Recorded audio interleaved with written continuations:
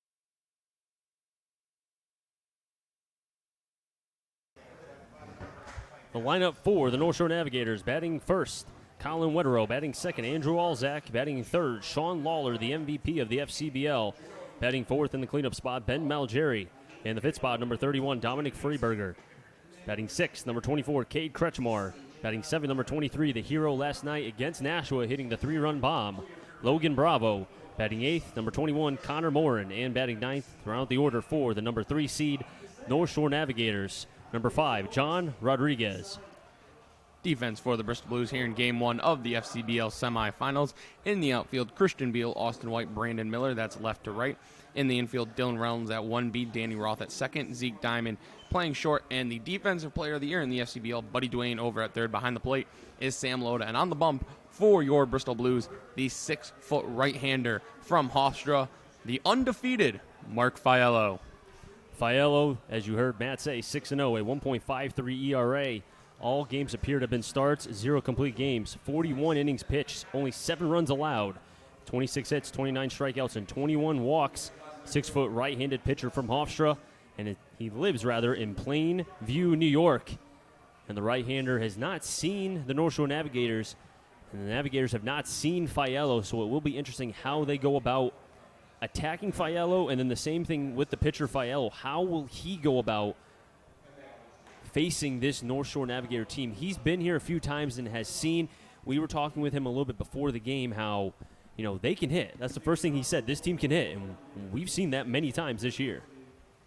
Yeah, he knows that this is a good lineup, 1 through 9. You mentioned the hero Bravo in the 7 spot, so their lineup runs deep. He knows he's going to have to work to get every single out that he gets, but he's ready. He's not shying away from the big moment. He's ready to rock, and it looks like just about everyone else is also ready to rock. Now, there is a third umpire instead of the usual 2 during the regular season. Third base umpire will be behind the third base line, and the first base umpire will be on the first base line on the right side. Batting first will be Colin Wetterow, leading off, batting .258, home run and 22 RBIs. Wetterow from St. John's, a left-handed batter. Wetterow's ready, Fayelo's ready. Here we go. First pitch in for a called strike, in Game 1 of the semifinal is underway between North Shore and the Blues. Fayelo working quickly, 0-1. Swing and a miss, nice changeup, 0-2 quickly to the leadoff batter, Wetterow. And Fayelo not messing around. He is ready to go. Wetterow going to try to slow him down here. Step out, regroup, quickly down 0-2, just about as quickly as he got in the box. Fayelo waiting to get the point from the ump. He does. 0-2 to Wetterow. In the dirt, 1-2. The scouting report on Fayelo, ace of the staff. He's been the best pitcher on this team with so many losses to Moore, Jack Moore from Emory, Arjun Thakkar, who was out with a back injury. A lot of misses, but Fayelo has stuck around and has stayed healthy. 1-2 to Wetterow. Swing and a miss. First K for Fayelo. And I mentioned it in the pregame. The most important inning is this top of the first for the Blues. They got to kill the momentum that the Navs got last night. That's a great start from the Hofstra product. And I said it, and I'll back it up again. He is not shying away. He is ready to go in the moment. Andrew Alzak at the plate now. Sees a fastball in for a strike. 0-1 outer half of the plate. Alzak batting .282. The 0-1. Alzak doesn't chase. 1-1. Now, Alzak was the last batter that Marrero faced. Actually struck him out in a 1-2 pitch that helped the Blues seal the number 2 seed and the bye. 1-1. Shot over to short. Diamond behind the bag. Fields on to first. 2 down. Good job by Fayelo. 2 quick outs. He's getting ahead of hitters, not shying away. But this is the toughest out you're going to have all night, and this is how you want to face the MVP of the FCBL, Sean Lawler. Nobody on, 2 outs. And you know what? Someone who was snubbed out of a award maybe kind of feels like, you know what? I didn't get the pitcher of the year? Okay. Let me go up against your best player. MVP versus snub of the pitcher of the year. First pitch. In the dirt, 1-0. Sean Lawler, as we said, MVP of the FCBL, batting .351, 8 home runs, 40 RBIs. Second in average, second in RBIs in the FCBL, and also third in home runs. 1-0. There's the hook, 1-1. And you wonder, both sides, maybe more so, maybe the Blues, just because they didn't play on Monday, maybe a little bit of nerves, potentially. 1-1. Foul towards the left side. That'll reach the seats. 1-2 out of play. Now, there is a lot of regional and Big East, type of talent, conference type of players. You think about Miller, Dwayne, Loda, played in the regional, played in their league tournaments, so a lot of experience for this team. 1-2. Outside, 2-2. There is one other game in the FCBL, the other semifinal. The Worcester Bravehearts visiting the Brockton Rocks. That game is going to the top of the third. The Bravehearts have a 1-0 lead over the top-seeded Brockton Rocks. The 2-2 to Lawler. 3-2. Fayelo may being a little bit too cute here. Probably should go right after the number 3 batter, Sean Lawler. Infield is playing back. The payoff pitch. Swing and a miss, and Fayelo gets 2 Ks in his first 1-2-3 inning for Mark Fayelo.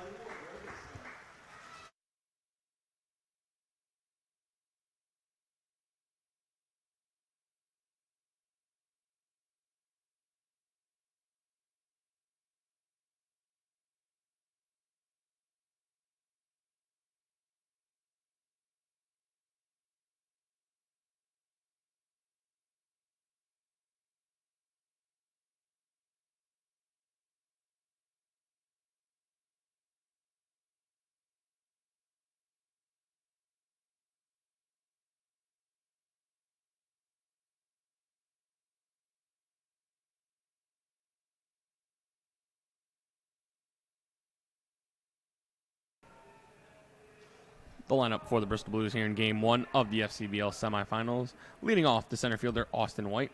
Behind him, the left fielder, Christian Beal. In the 3-hole, the right fielder, the MVP runner-up, Brandon Miller. Dylan Reynolds bats cleanup, plays first. Defensive player of the year, Buddy Dwayne, third baseman, bats fifth. Sam Loda, the catcher, bats sixth. Zeke Diamond, shortstop, batting seventh.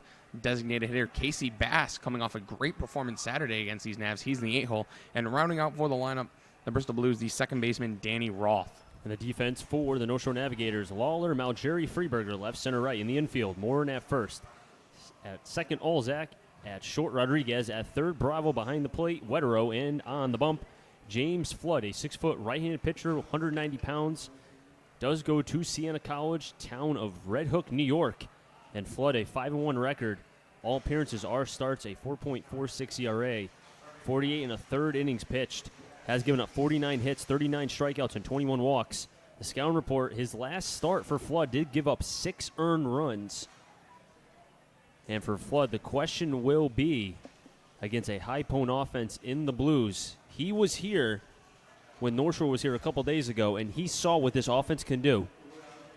And I think probably the one testament that he saw was don't walk batters, because the Blues will make you pay if you walk them enough.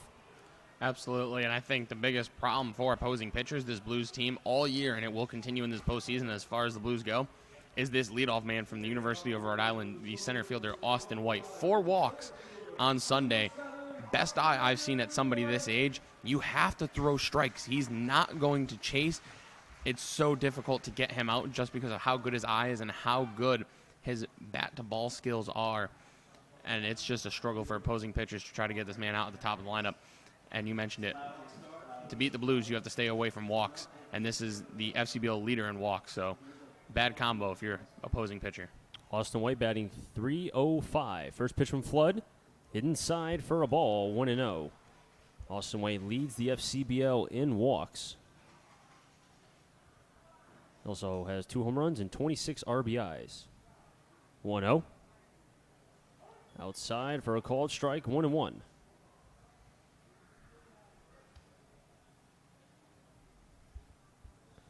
Flood going from the windup. Now the first base side of the rubber. Fires it in. Ground ball as it went to the left side of the bag. Foul, 1-2.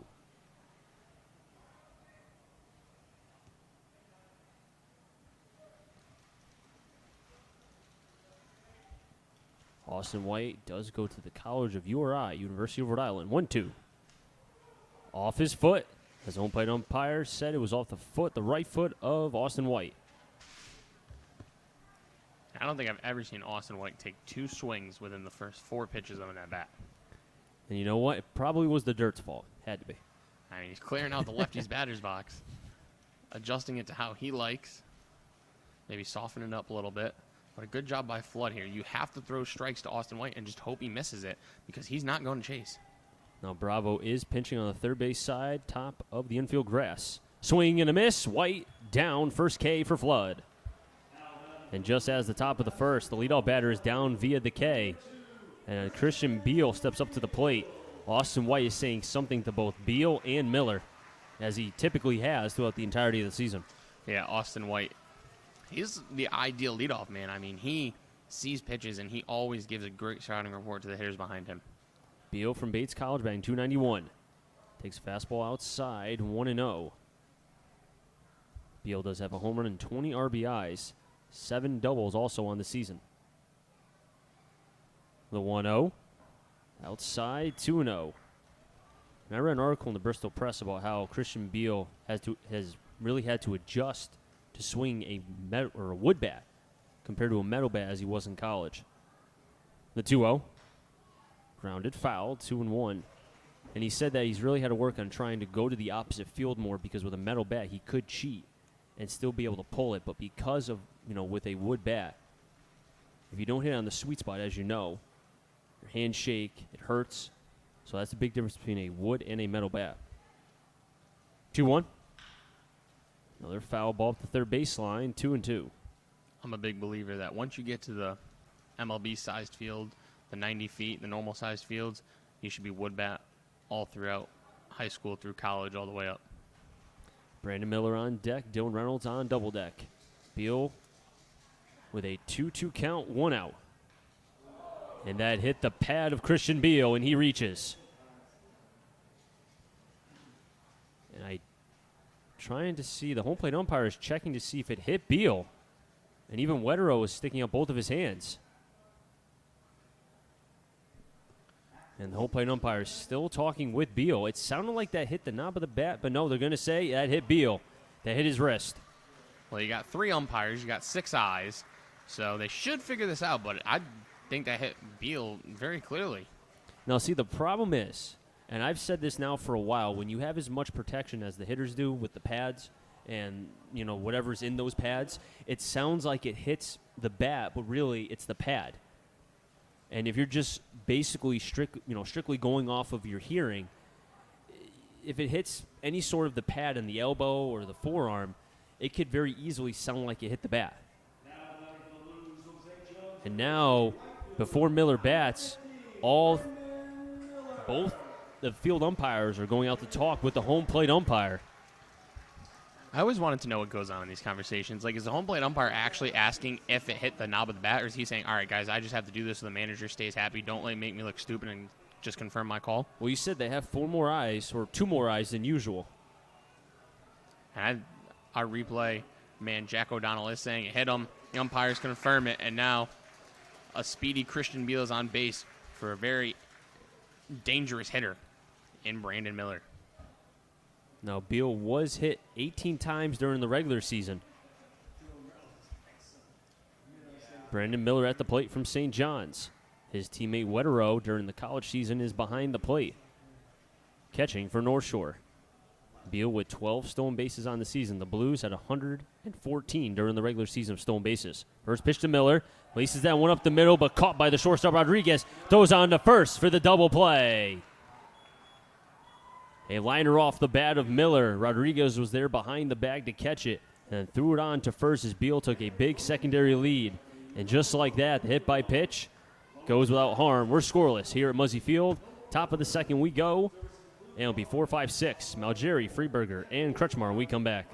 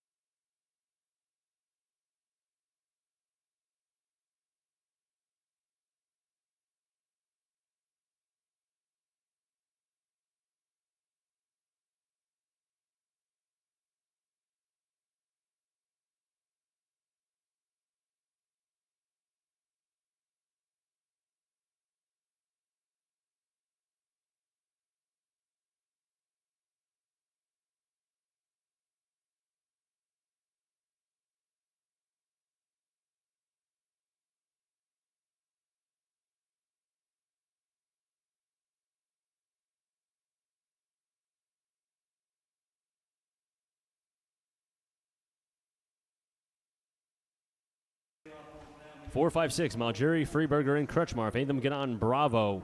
And the Blues, after White struck out to lead off the game, did have Christian Beal hit by pitch, but Miller, who laced the ball back to the shortstop Rodriguez, was able to double up as Beal took a big secondary lead.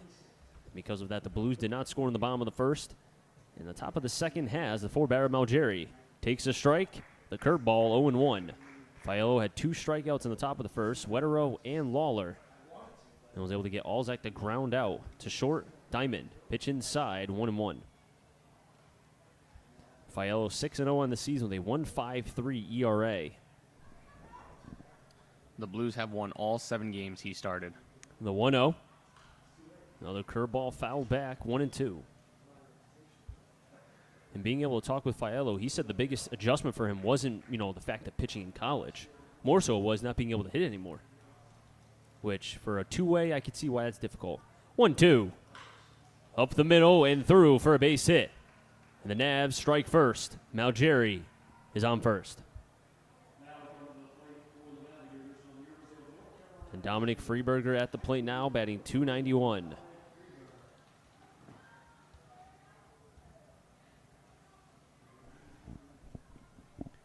Freeberger, 5'11", 190 from UNC Asheville, a sophomore from Baltimore, Maryland. Freeberger with 26 RBIs. Malgeri on at first.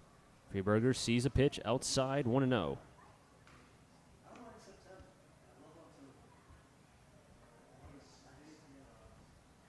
Malgeri does have 8 stolen bases. He was caught 3 times. 1-0. He stays. Curveball low, 2-0. As we mentioned, there are players on the defensive side for the Blues that did play in the regional of the NCAA tournament. Loda and Dwayne were the 2 for the Blues. 2-0. In the dirt now, 3-0 on Freeberger. Also had Matt Shane, the left-hander, who could potentially start later in this series depending on how long it goes. Jerry with a little bit of a lead at first. He stays. 3-0. Back over to Diamond. Can they turn 2? There's one on to first. Not in time. They do get the leadoff runner with Malgeri, but Freeberger reaches. Good job by Freeberger there, hustling down the line. What I like to call a good 90. And getting there, beating out the double play, but Fialo gets out number 1 here in the second. Now he can kind of relax.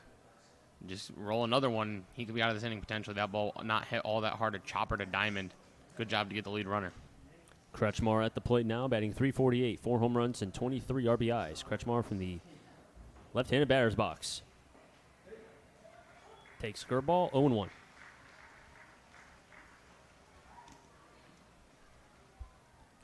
Kretschmar from Dartmouth College will be a sophomore. He's from California. Throwback to first. And one last point on that, 1 hopper or 2 hopper rather to Diamond. I think that was hit too slow. If it was hit a little bit harder, I think it would have been easier to turn that double play. But because, they got the force out at second, that was the most important part. The 0-1.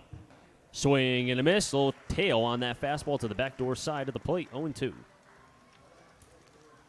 Beautiful night for baseball here in Bristol, Connecticut. Nice crowd at Muzzy for the playoff game against the North Shore Navigators. Logan Bravo on deck. Connor Morin on double deck. Another throwback to first.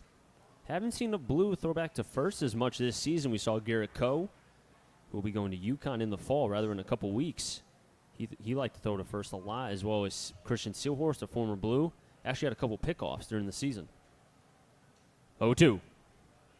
Blocked in the dirt. Loda being an excellent blocker behind the play, all over that ball as it slid probably between the Bermuda Triangle between home plate, the mound, and third base. Kretschmar in the box, the designated hitter for the Navs, choking up now with the 1-2 count. Runner on first is Freeberger. The 1-2. Curveball, but it was high. 2-2. And the home crowd does not like the call. They thought that was strike 3. Instead, it's 2-2. And if you're Fialo, that's a call you really, really want. But he didn't look phased. Not one bit. He tries to stay as composed as can be, and he does just that. 2-2. Another curveball up the first baseline, but foul again. Pitch count early for Fialo. 15 strikes, 11 balls, 29 pitches for the Hofstra product. Update from Brockton. Top 3, Worcester. 4-0 lead over the top-seeded Rocks.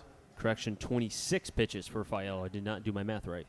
Come on, Chris. I know, right? 2-2. Swing and a miss. Kretschmar chases the high cheese. Third K for Fialo. And as you said, 4-0. 4-0 Worcester. Wow. 3 runs in the top of the third. They have 7 hits through 3 innings. The Rocks hitless through 2. They're going to bat in the bottom of the third. There's something about them in the playoffs. When they're in the playoffs, they are a dangerous team. It's almost like the Giants. When they're in the playoffs, they're good. First pitch. Blocked again by Loda. The runner's going, and Loda can't make the throw as the backstop could not grip the ball. So Freeberger will be on second base. A 1-0 count on Logan Bravo, who was the hero of last night's game against Nashua, had a 3-run bomb during the regular season. Bravo batting .226. And now Fialo wants to have a discussion with Loda. on that wild pitch. It looked like Loda was so keen on throwing the runner out. I think he had him as if he could have picked that ball up cleanly and made a good throw, but I think he was watching the runner, not really looking at the ball when he tried to pick it up barehanded. So couldn't do it cleanly. Can North Shore make them pay? 1-0 count on Bravo. Another foul ball, 1-1. We saw that a lot when North Shore was here last. A lot of foul balls.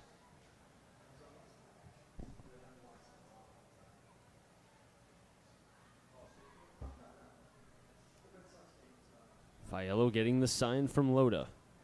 Stares down the run, second in Freeburger. Delivers a pitch, another block by Loda. And you can see why he was such a stalwart for that Central team. He was the one calling the pitches, not the coaches at Central. He was the one calling the game. I think that's what adds another element to Loda, because typically college catchers don't call their own game. The coaches do. 2-1. Over to third. Dwayne Fields on to first, and the side will be retired. Score that 5-3 in the book. So the hit by North Shore goes unharmed. As Fiello gets another K, his third tonight, we head to the bottom of the second.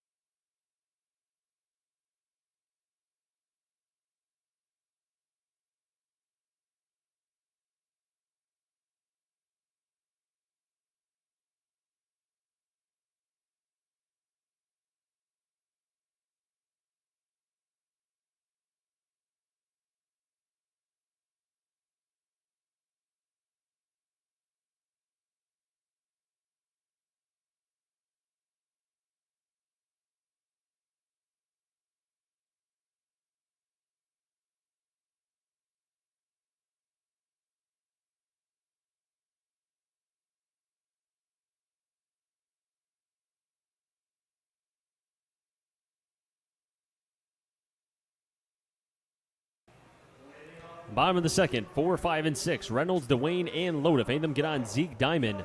Fiello with another scoreless inning. However, North Shore did get a hit, but that's all they were able to get as Fiello gets another K, his third tonight. At the plate now is Reynolds, batting .274, 2 home runs and 33 RBIs. Matt Pollock to my right, Jack O'Donnell to my left, Connor on the field camera. I'm Chris Saunders right here on the Bristol Blues YouTube channel. Pitch outside for a ball, 1-0. This is game one of the semifinal between the Bristol Blues, the number 2 seed, and the North Shore Navigators, number 3. The Navs did defeat Nashua 8-7 last night. Reynolds takes a strike as he took that, kind of shook his head yes, like, okay. Now it's time to grip and rip it. Reynolds with a batting glove on the right hand, not the top hand. Takes curveball inside for a call, strike 1-2. And I'm surprised Wetero did not catch that ball. It dropped. And typically, the home plate umpires do not call that a strike if you do not stick to it. The 1-2. Reynolds high, fly ball on the right. Freeburger going back, still back. He's not going to be able to get it. It goes up the right field line. Reynolds hustling down to second, and that's where he'll stay. A leadoff double for Dylan Reynolds.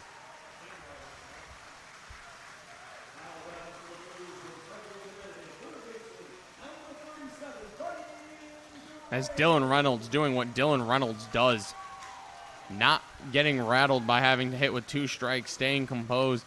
That pitch, going with the pitch, that one inside, pulls it, rips it down the line in right for a stand-up double lead off the bottom of the second for the Bristol Blues. And he worked on trying to get launch angle. And you saw right there, Matt, trying to get a little bit more launch into that ball. Buddy Dwayne at the plate now, nobody out. Reynolds on at second. Defensive Player of the Year takes a strike, 0-1. And the home crowd doesn't like the call. Dwayne batting .285, 21 RBIs on the season. Or during the regular season, I should say. Sam Loda is on deck.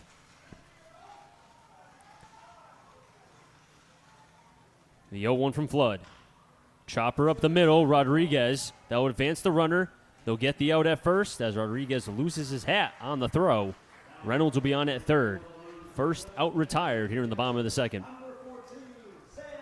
Buddy Dwayne doing a job there, moving the runner over to third with less than 2 outs now. And now Sam Loda, all he needs is a fly ball. Dylan Reynolds not the fastest runner, so probably going to need a fairly deep one, especially hit to left. We know Lawler's arm is very strong out there. He is playing deep, though. Infield is back, so a hard ground ball could get the job done. Good arms around the entire outfield for North Shore. Flood fires, swing and a miss from Loda, 0-1. Zeke Diamond is on deck. Loda, a .274 average with 4 RBIs during the regular season. Loda, the starting catcher for Central. That's the college he goes to. 0-1. Inside gets away from Reynolds. Reynolds is hustling down. The toss won't be in time. And Reynolds scores on the wild pitch. And the Blues strike first. It's 1-0.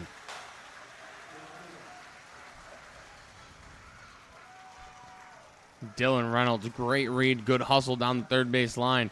And just like that, the Blues have given Mark Fialo a run of support. In the bottom of the second, they have 1-0 lead.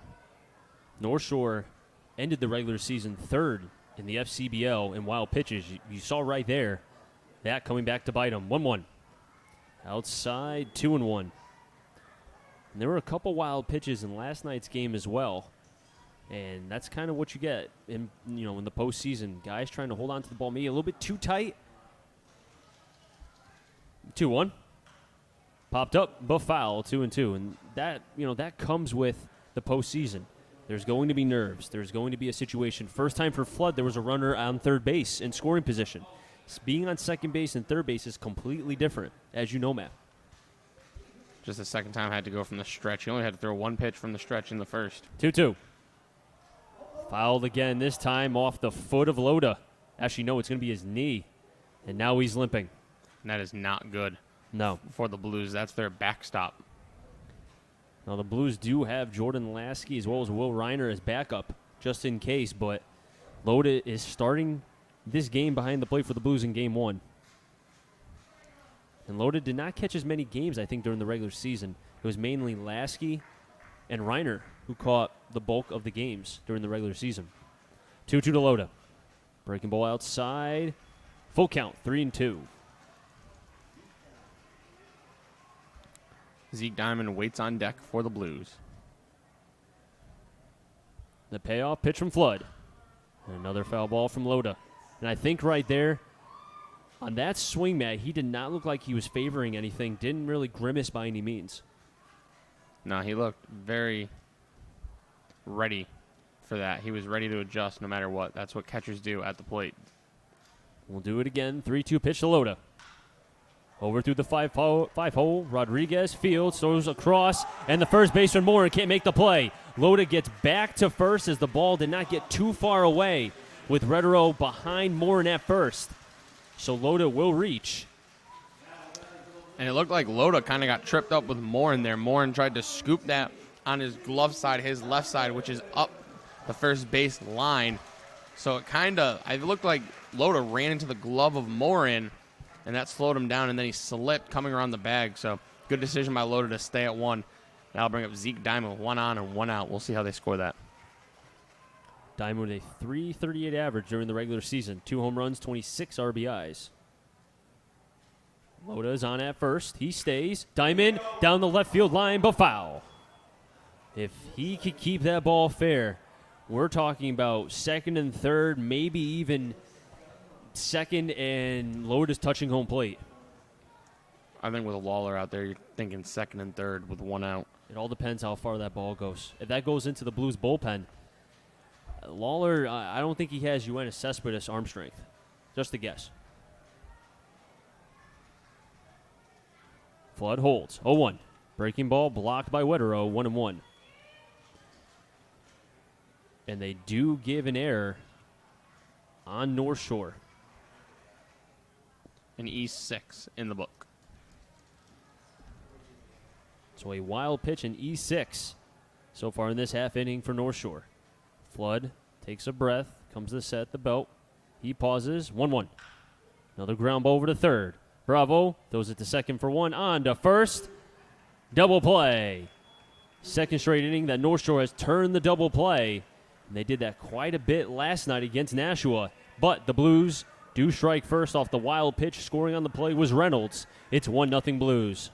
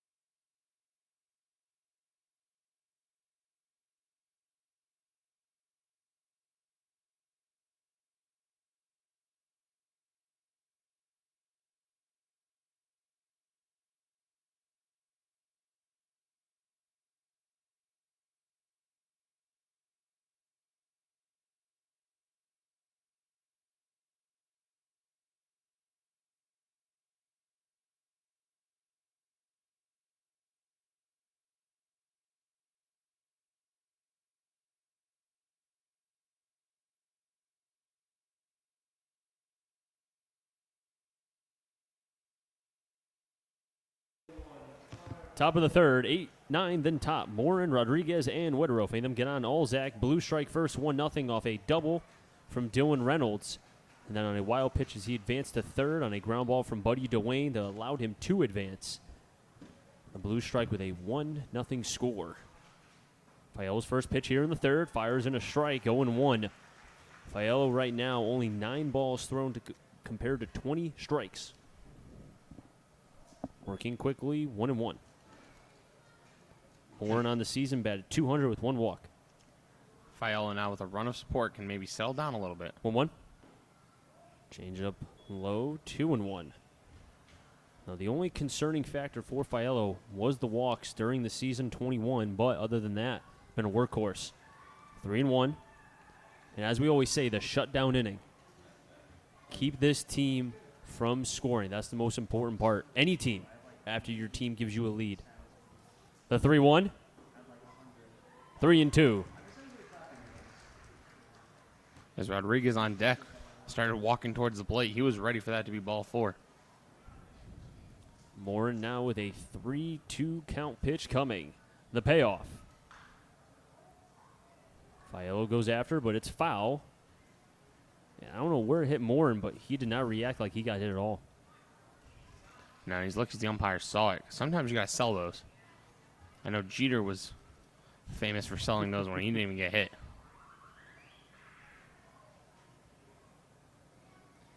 Fialo with a 1-2-3 inning in the first. Gave up his first hit to North Shore in the second. As a 3-2 pitch coming here. Curveball, late swing, foul. And I don't think Morin was anticipating that curveball. By that swing, he looked like he was dead set on the fastball. Yeah, but a good job there to waste that curveball. The 3-2. Popped up again. And the count will remain 3-2. During the regular season, North Shore with a 274 team average. Did have 107 doubles, 20 triples. Scored 341 runs. The 3-2. Called strike 3. Morin down on strikes. 4th K for Fialo. And if he's getting that side of the plate, Matt, I have to tell you, that's a good spot. You want to live there low. I don't know too many hitters in this league that can take a ball that far and deep or be able to do much with a pitch. Probably, maybe knees down, give or take? If Fialo's getting that call, it's going to be a long night for the Navigators at the plate. Rodriguez now, the 9 batter. Takes pitch outside for a ball, 1-0, and the entire press box did a like where that pitch was. Looked a tad outside, but if you're Fialo, you really want that call. 1-0. Rodriguez sends that one towards left. Beal going back, still back, and it's gone. A solo shot for Rodriguez as he points to the Blues bullpen, and we're tied 1-1.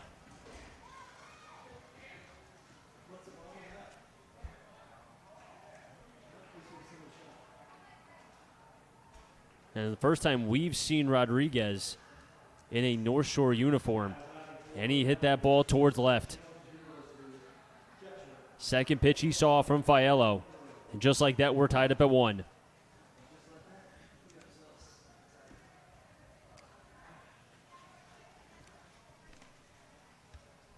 Weterow at the plate now, takes a strike, 0-1. That was the first home run hit by Rodriguez between the postseason and the regular season. Did not have one during that time.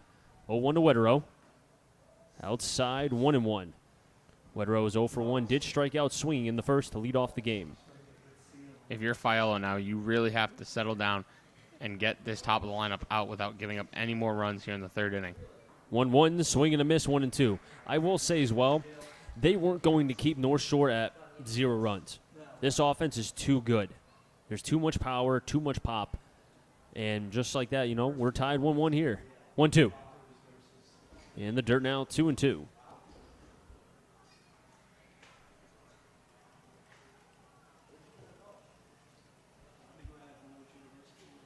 On deck is Olzak, double deck is Lawler. North Shore ties the game at 1 here with a home run from Rodriguez. 2-2. Fastball high, 3-2.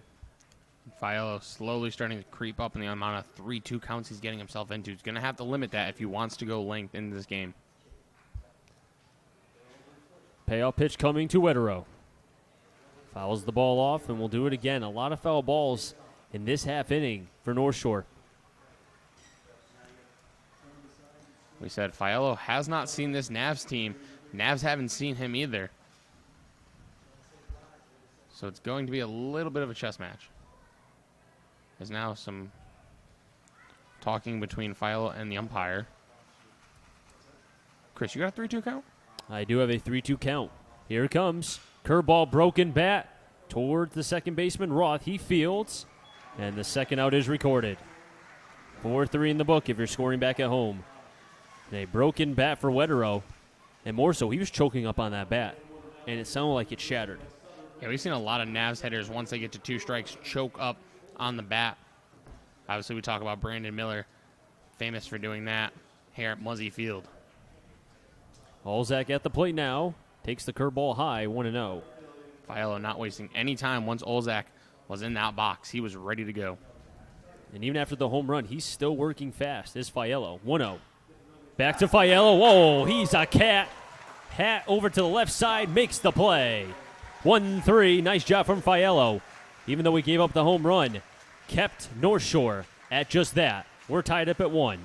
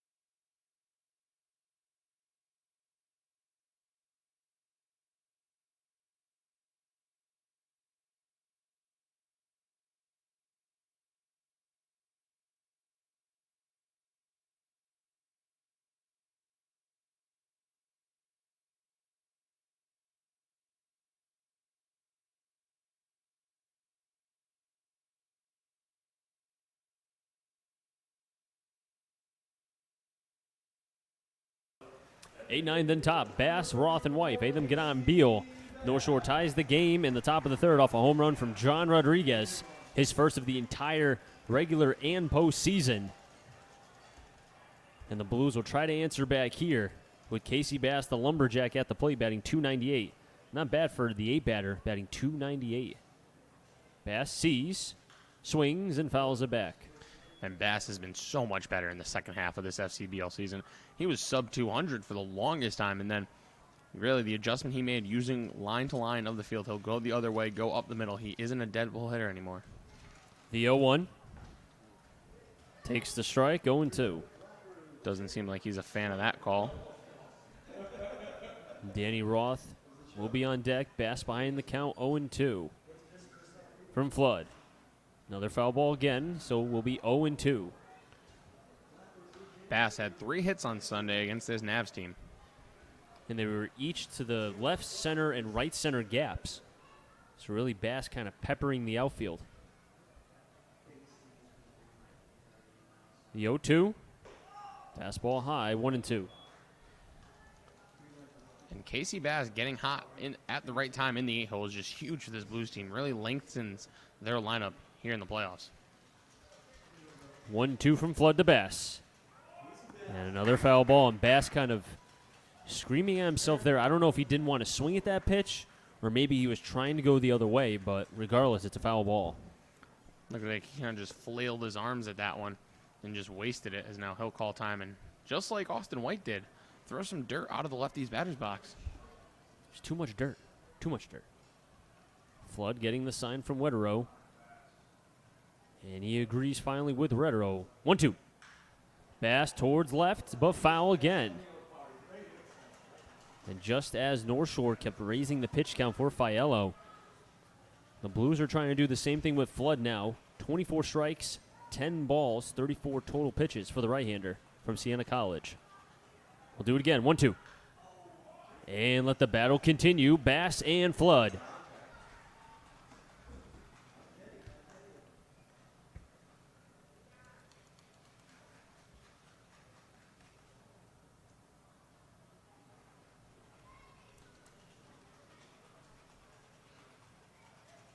Foul ball after foul ball. 1-2. Curveball way outside. 2-2. Chris, you know what I like to call this? A quab. Yep. Have a quab, kid. When you first said that, I was like, what? And now I know what that is. 2-2.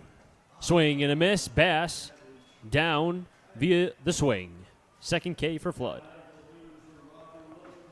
And Bass looked like he was in complete swing mode except for that curveball that was on the outer half of the plate. As that's the rough part about being a DH. You know, he has to think about that for the next 8 headers for the Blues.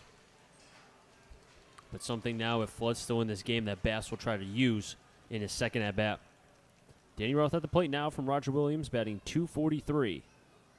So he's at the first pitch. And foul tips into the middle. Wetero, 0-1. Chris, something we were both surprised about when we saw today's Blues lineup. No Kyle Maves. It was interesting not seeing Maves. He's been playing in a lot of games since the second half. 0-1. Inside, 1-1. But you know what, though? Roth has shown since the second half when he has played that the swing and miss has been less prevalent. And I think that's something that, Roth has been trying to work on, not striking out as much. 1-1. Broken bat. Left side, but foul. It'll be 1-2 after Roth gets a new bat. That will be used as firewood. Or a souvenir for a young fan. Either way. Roth does have a home run this season with 16 RBIs. There is one down. Bass struck out to lead off the game. Rather, lead off the half inning here in the bottom of the third. As a ball got away from the Blues bullpen. And that looks like Jagger Duquette who's throwing.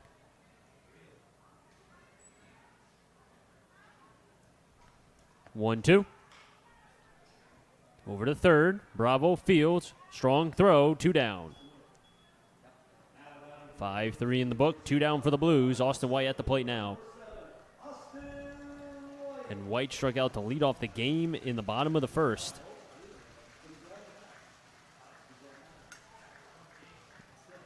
And let's see if Austin White can have a better second at-bat compared to his first at-bat. Something we haven't seen much, him swing and missing a couple times, but also the last one being the K. Yeah, we mentioned it. Austin White's great eye and bat-to-ball skills, both exceptional.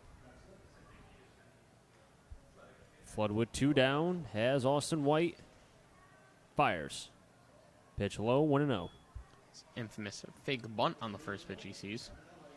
I wonder if that really messes with the psyche of the pitcher almost. You have to wonder, though.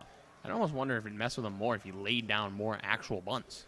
Well, if he was to lay one down, Bravo is playing behind third base. Now he's pinching in a Tad. 1-0. Inside, 2-0 and low. And Austin White is a guy you have to throw strikes to. He's not going to chase. You have to come after him. 29 strikes, 14 balls for James Flood. 6 foot, 190-pound right-hander from Siena College, hometown of Red Hook, New York. Fires in a strike, 2-1.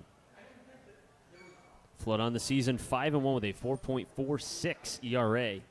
48 and a third innings pitched. Has 2 strikeouts thus far. 2-1.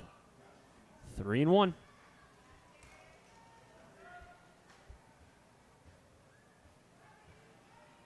Has yet to surrender a walk, yet has hit a batter, and that was Christian Beal in his first at-bat after White struck out. Is in danger of walking White here with 2 outs. The 3-1. Ball 4, first walk given up by Flood. And the Blues have a 2-out base runner on.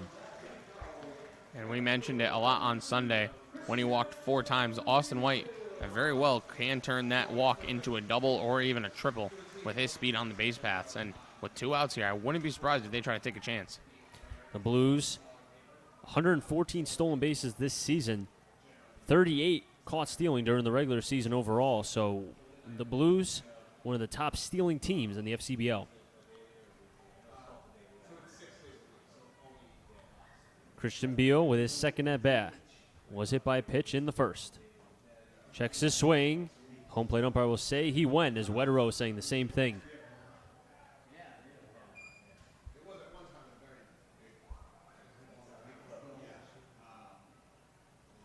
Morin is holding on the runner on at first base. That's Austin White.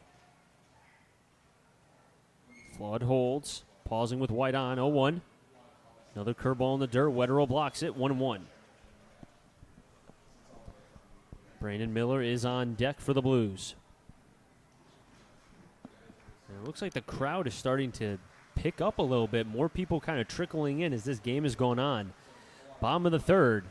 1-1 is your score. Home run by Rodriguez for North Shore tied the game as the Blues were ahead 1-0 going into the bottom of the second. Or top of the third, I should say. 1-1. Low, 2-1. The Blues being patient. If you're Flood, this is a huge out of Christian Beal. You do not want to face Brandon Miller with 2 men on. Because as we say, Brandon Miller, you may get him once, but it's hard to get him 4 times in a game. Beal with a 2-1 count. Deals as Flood. It's low again, 3-1. Flood trying to find the strike zone here.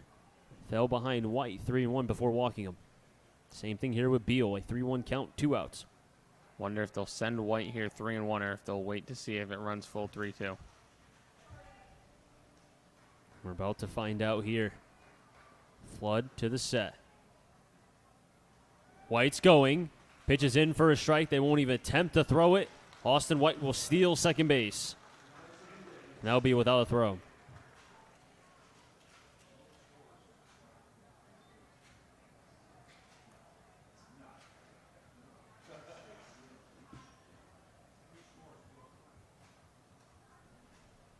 Three-two pitch coming to Beal. White on at second base. Flood staring down to White at second. 3-2. And a foul ball from Beal.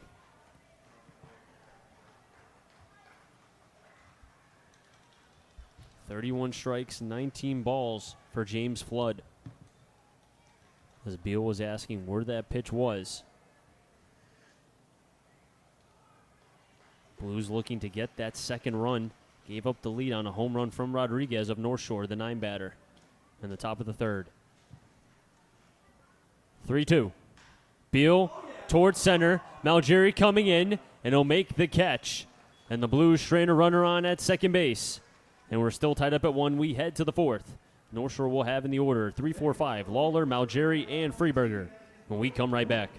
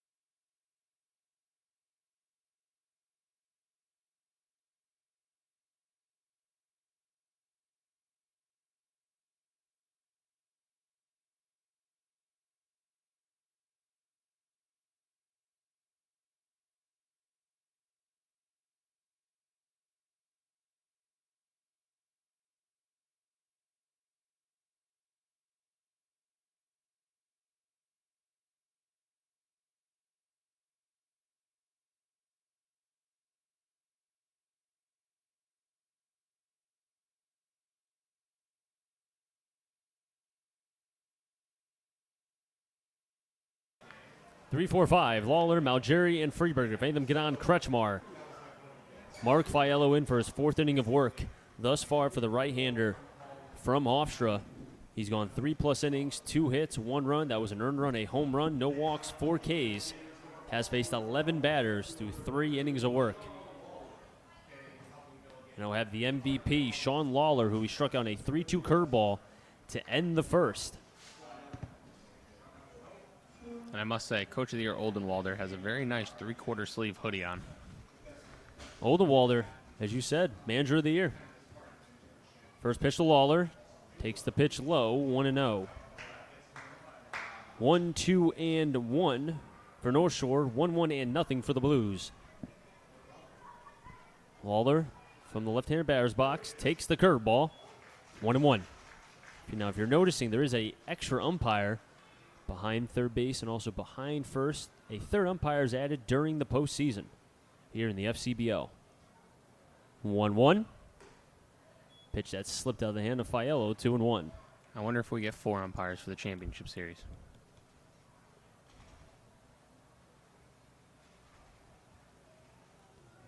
The 2-1. Fouled off from Lawler, 2-2.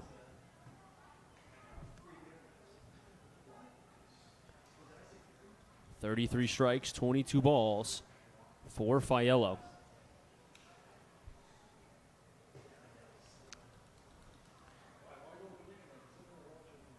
Loda putting down the signs. Fiello agrees, 2-2. And Lawler fouls off another pitch. Something that North Shore has been doing this entire game, even from the first inning. Making Fiello work. An update from Brockton. Worcester adds another in the top of the 5th. They lead 5-1 now. Worcester, the 4 seed. Brockton, the 1 seed. 2-2. In the dirt, 3-2. The top 4 teams in the playoffs advanced to the semis. Both home teams won last night in the 1-game play-ins. And the Bravehearts just demolished the Suns. The Suns have looked deflated as of late. 2-2, curveball inside, ball 4. Leadoff walk to Sean Lawler. And Ben Malgeri, who singled up the middle for what was the first hit of North Shore, back in the second, is up to bat now. And no, you don't want to walk a leadoff man in an inning, but you also don't want to make any huge mistakes to Lawler because he can hurt you single-handedly. We saw him hit a 2-run bomb to right. Pitch that gets away from Loda. And the wild pitch will allow Lawler to get to second. And Fiello just overthrowing that fastball high. Nothing Loda could do behind the plate.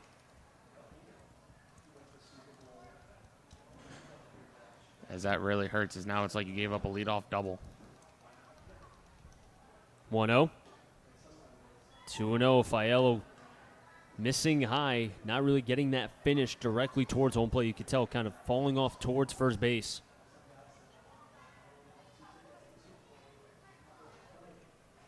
Fiello comes to the set, 2-0. Drops in the hammer, 2-1. Right now, probably a big part of the game here. Lawler, who's on at second, walked and then reached on a wild pitch. 2-1 count to Malgeri. The 2-1. Breaking ball, same thing, 2-2. Fiello needing a K here. Needs a K. Does he go 3 straight breaking balls, or does he go back to the fastball that he's been overthrowing? You know what? If it ain't broke, don't fix it. His curveball has looked good. Fiello, before the pitch, will spin around and stare at Lawler, making sure he stays honest at second base. Fiello staring down with Loda. Fiello with 4 Ks. Throws the curveball outside, 3-2.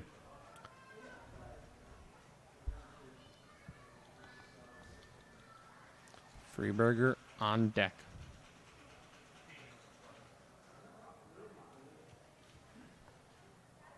Big pitch coming, but before that, Malgeri will call time.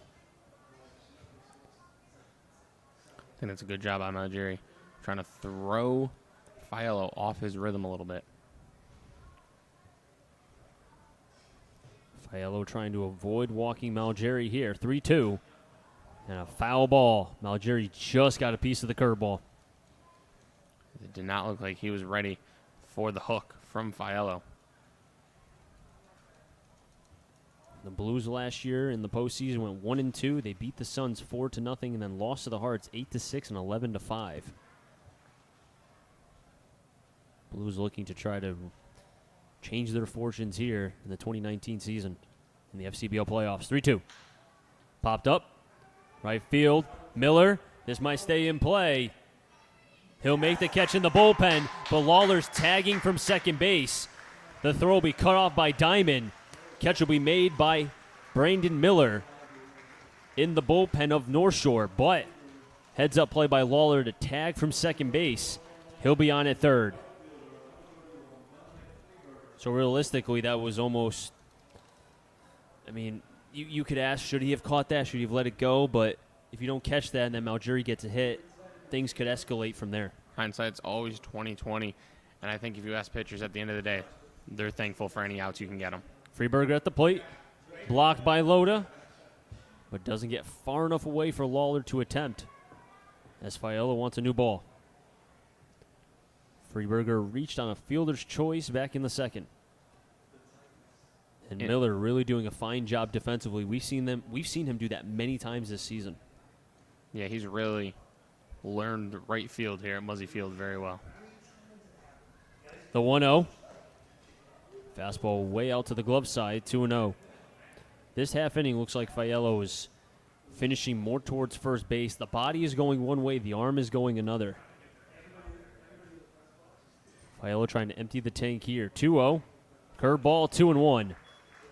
And that's been a pitch for him. We've seen the few times he's thrown here at Muzzy Field. That curveball changeup combination, when it's on, it's very hard to hit, especially the curveball, because you can change the shape and the break of it.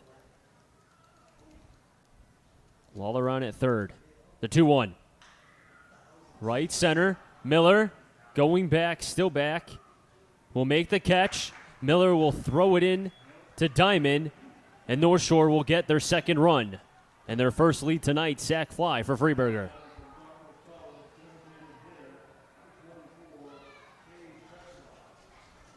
And Crutchmar will be up with 2 down. Well, now that wild pitch that allowed Lawler to get to second really looms large. Crutchmar struck out for the second out in the second inning. Fastball high, 1-0. Logan Bravo is on deck. 1-0. Fouled off. 1-1. North Shore gets their second run. A sac fly off the bat of Freeberger. And Lawler scores from third. And as you said, Matt, that wild pitch looms large here. 1-1. Nice changeup, 1-2. And Fiello just looks so much more comfortable from the windup than he does the stretch. Well, that's typical for a young pitcher. they're better from the windup than the stretch. And that could be for a multitude of reasons. And now Kretschmar will call time as Fiello trying to get on the same page with Loda. 2-2-1 for North Shore, 1-1 and nothing for the Blues. Broken bat again, another one for North Shore. Roth bobbles it, regroups, and fires it over to first. They get the out, but North Shore does get their second run, a sac fly from Freeberger.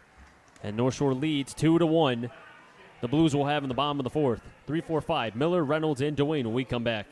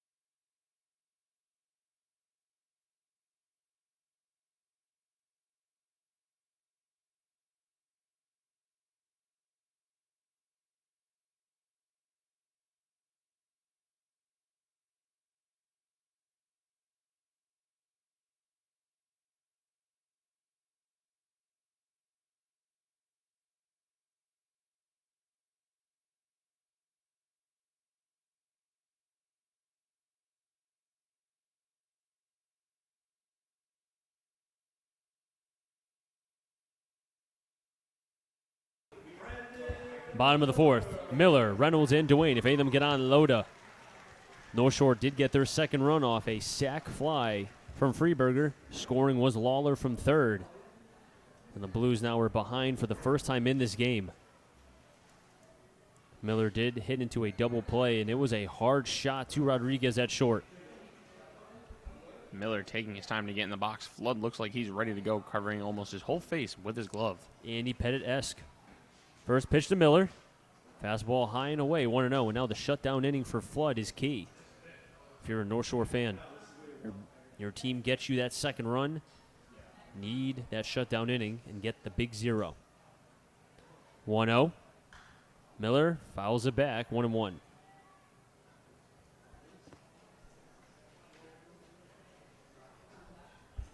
.34 strikes, 20 balls for James Flood.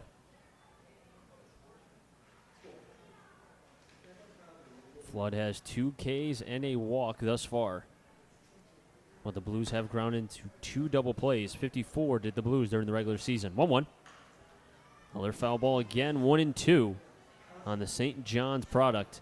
Had an MVP kind of year, but was beat out by Sean Lawler on the opposing team, the North Shore Navigators. But a fine year nonetheless from Brandon Miller. He was for sure the Blues MVP. 100%. Couldn't agree more with you. The 1-2. Outside, 2-2.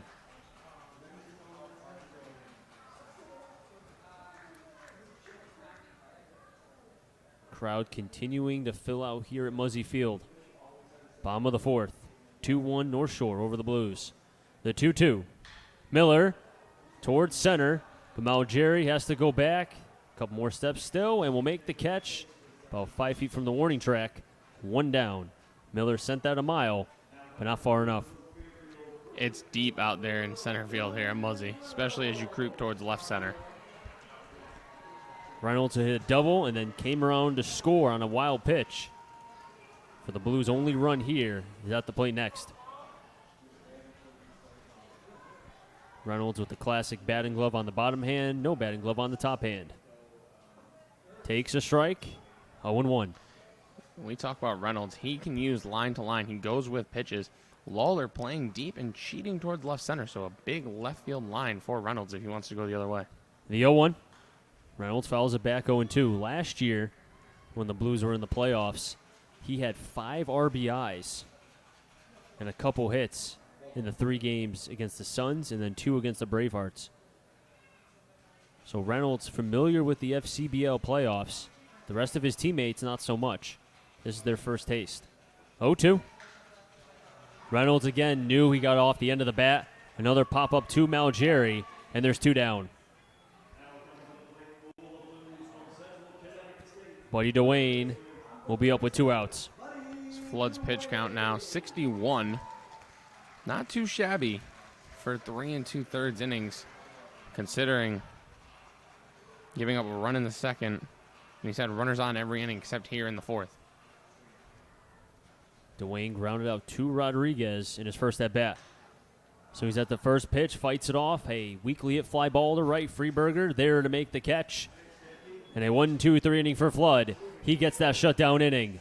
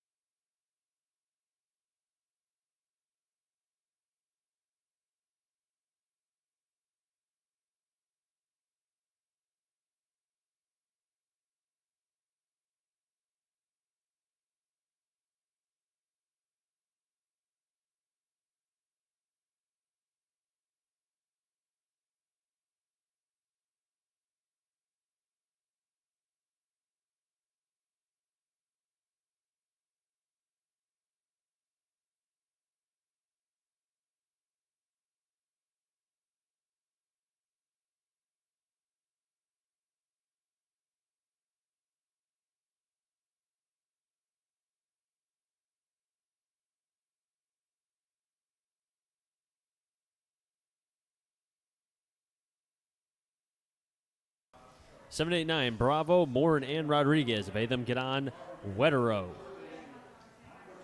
Bravo 0 for 1 in his first at bat. Grounded out to Buddy Dwayne to end the second. North Shore with a 2-1 lead. Fiello in for his 5th inning of work. Has 70 pitches through 4+ innings. Fastball low and down. 1-0. It's now 6 straight hitters. Fiello has started 1-0. The 1-0. Up the middle and past Diamond. 3rd hit for North Shore. Good piece from Bravo.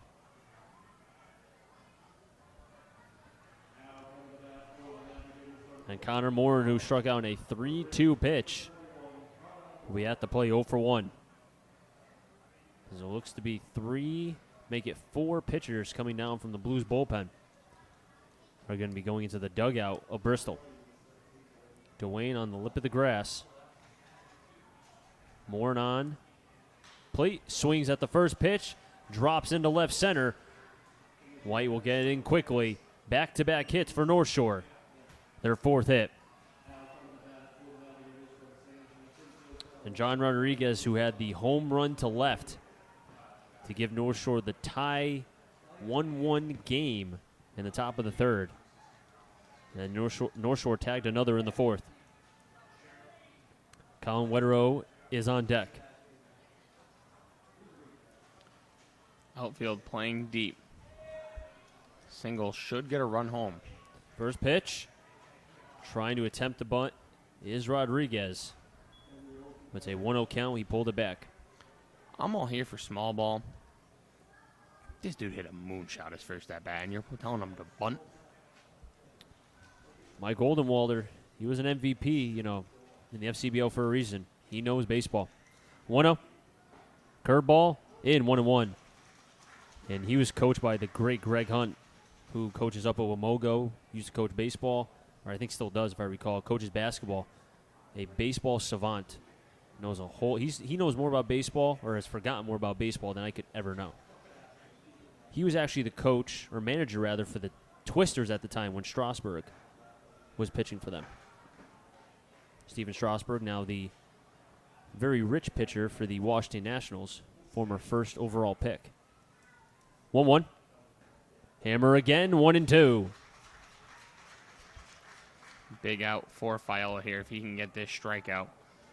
Or double play. Either one. Either one will do. Back-to-back hits for North Shore, Bravo, and Morin. A 1-2 count and pitch coming to Rodriguez. Swing and a miss. Loda strikes out Rodriguez. And Fiala will get his 5th K.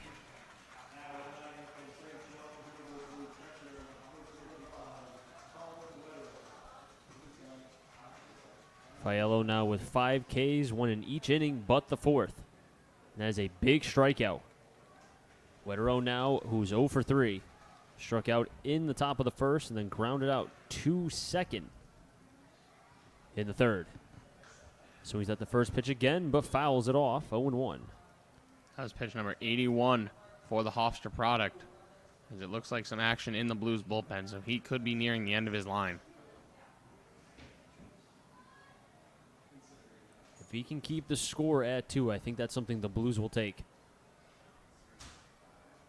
And it could be a big morale booster for this Blues team that looks to be a tad off as far as energy-wise. But once one good thing happens, if it does, then things can keep on rolling.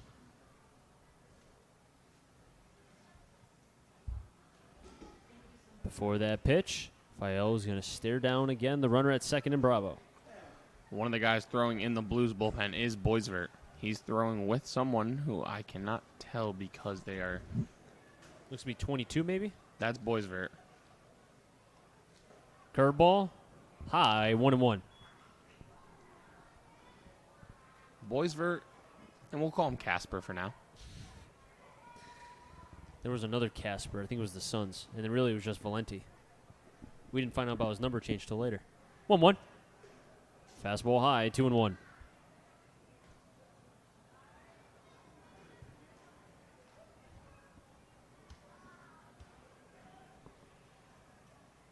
Looks to be Reed Pegram also warming in the bullpen for the Blues. So it'll be Boisvert and Pegram.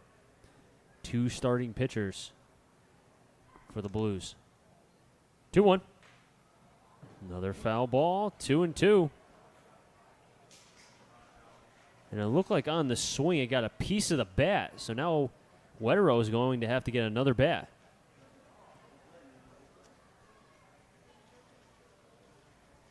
Bravo led this game off with a single up the middle. Morin sliced one to left center. For back-to-back singles, Rodriguez struck out swing on a 1-2 curveball in the dirt for Fiala's 5th K tonight. And then a 2-2 pitch coming to Colin Wetero, the St. John's product. Andrew Alzak is on deck.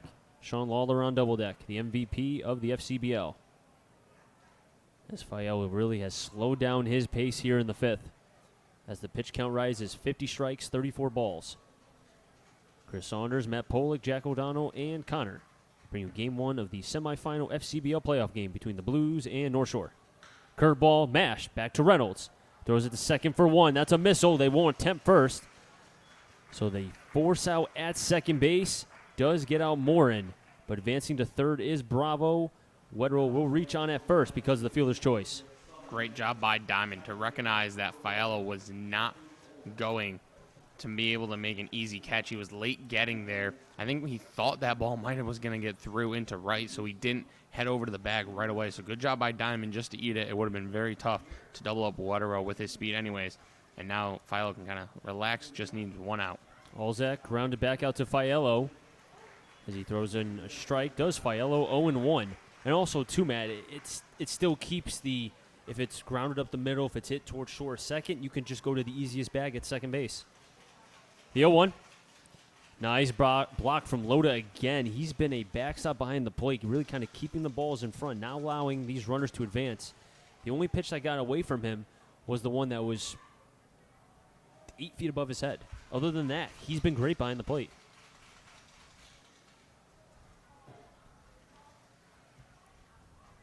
Fiala comes to the set. 1-1. Curveball low, 2-1. 52 strikes, 35 balls for Mark Fiala. 6-foot right-hander from Hofstra, town of Plainview, New York. Big part of the game here is now Fiello wants Loda to come out and have a chat. This is a big pitch here because if he throws a ball, it's 3-1, one pitch away from walking and having the bases loaded. Or if you throw in a strike, it evens the count 2-2, and probably more so in your favor as Fiello trying to get another K. I wonder if this is his last batter either way. I think for what he's done this year, being the ace, and just the amount of work that he's put in this year, I think he stays in until otherwise, just because he's been a big part of the Blues this year. 2-1. Back up to Fiello, ranging over is Roth. Heel tag second, and that's a big play from the second baseman, Danny Roth. He keeps Fiello out of harm's way, and North Shore is scoreless.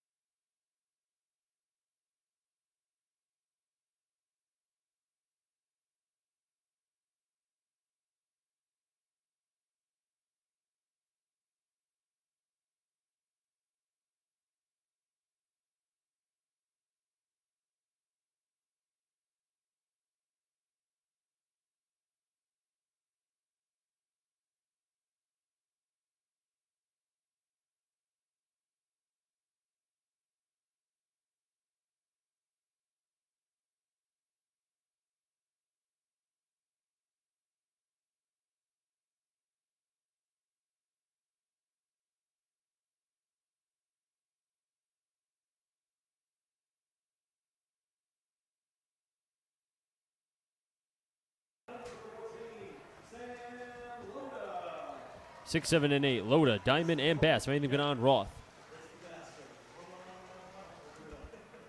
Fiello gave up back-to-back hits, was able to work himself out of that jam, a K, and a little bit of help from his defense, as he's gone 5+ innings, giving up 2 runs, and has a few Ks sprinkled in. Taken for a strike is Loda, 0-1. Loda Fiello with 5 Ks thus far. The 0-1 to Loda. Back to Flood. He'll take his time. Nonchalant throw to first. 1 down. And Zeke Diamond at the plate with 1 out. Flood's pitch count 64 now. In very good shape. And if you're the Navs, you've got to like what you've seen from your starter here tonight. And Reed Pegram is the one warming up in the bullpen for the Blues. And he's getting hot. So, as you said, Matt, Mark Fiello's day could be done. He did head out to the bullpen at the start of this inning. Zeke Diamond grounded out to a double play. Takes a pitch high, 1-0. Blues have left 2 runners on base thus far. North Shore has left 3. Diamond from Emory College. The 1-0. Fouled off, 1-1. Casey Bass is on deck. Danny Roth, who made a nice defensive play, keeping the score at 2-1 in the last half inning, is on double deck.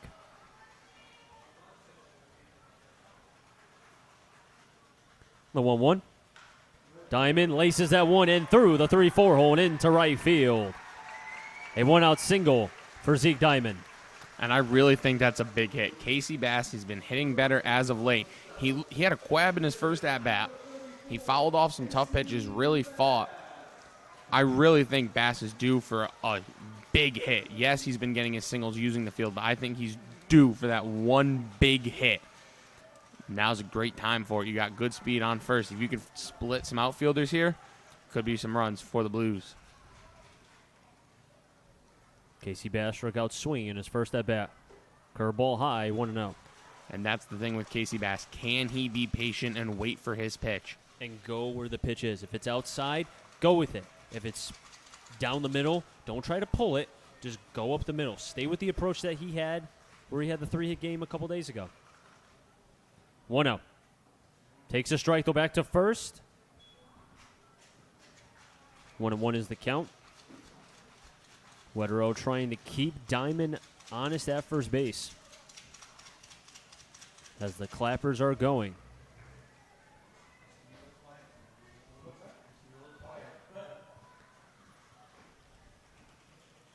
The 1-1. Towards left center, and that'll drop. Back-to-back singles for the Blues. I love second half Casey Bass. Outside pitch, going to left field with it, going the other way, sits back on it, into left field for a base hit. Back-to-back knocks for the Blues. Danny Roth coming up. Casey Bass has just been an animal as of late. He's been huge for the Blues. This is what I was talking about. The 9-batter, I said before this game started, it would come up in a spot where you would need, whoever was there, that's going to be Danny Roth. We've seen him bunt. I know you said Matt small ball. With the one out, though, I think you could throw that out the window unless it's for a hit. First pitch. Low, but called strike, 0-1. Back-to-back singles, one-out singles from Diamond and Bass. 3 hits for the Blues. 4 for North Shore. And both hits for the Blues have come with at least one strike on them. And Austin White is on deck. Flood to the set. Stares down Diamond, the 0-1. Roth pops it up. Morin going, still going, and that'll be out of play. 0-2.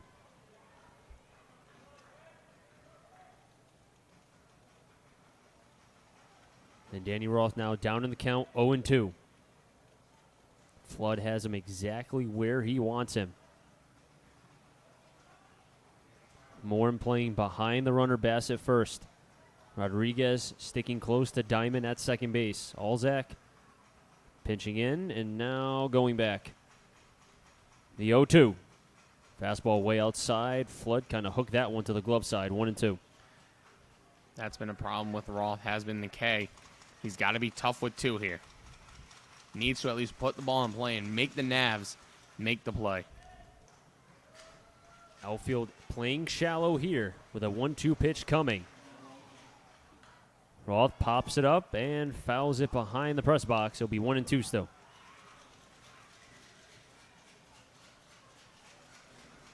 Roth continuing the battle here. I have to admit, Flood has been coming after this Blues, compared to what we saw the last time against North Shore where guys were walking batters left and right. Flood is attacking these hitters. As Roth calls time to regroup. Steps back into the right-handed hitter's batter's box. 1-2 count. First and second. 1 out. Austin White on deck. Blues down 2-1 here in the bottom of the 5th. Game 1 of the semifinal between the Blues and North Shore. And Roth will call time. The cat and mouse game continues.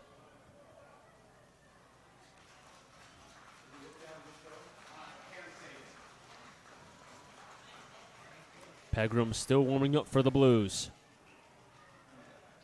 The 1-2. Roth, another pop-up.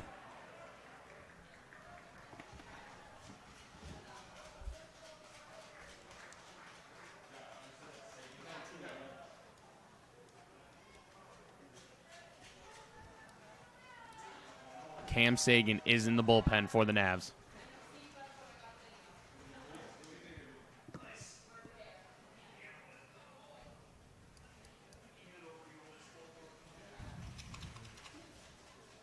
Flood pausing. 1-2. Roth pops it up in the infield. Bravo, infield fly is called. Bravo drops it. But it doesn't matter because of the infield fly. Wow.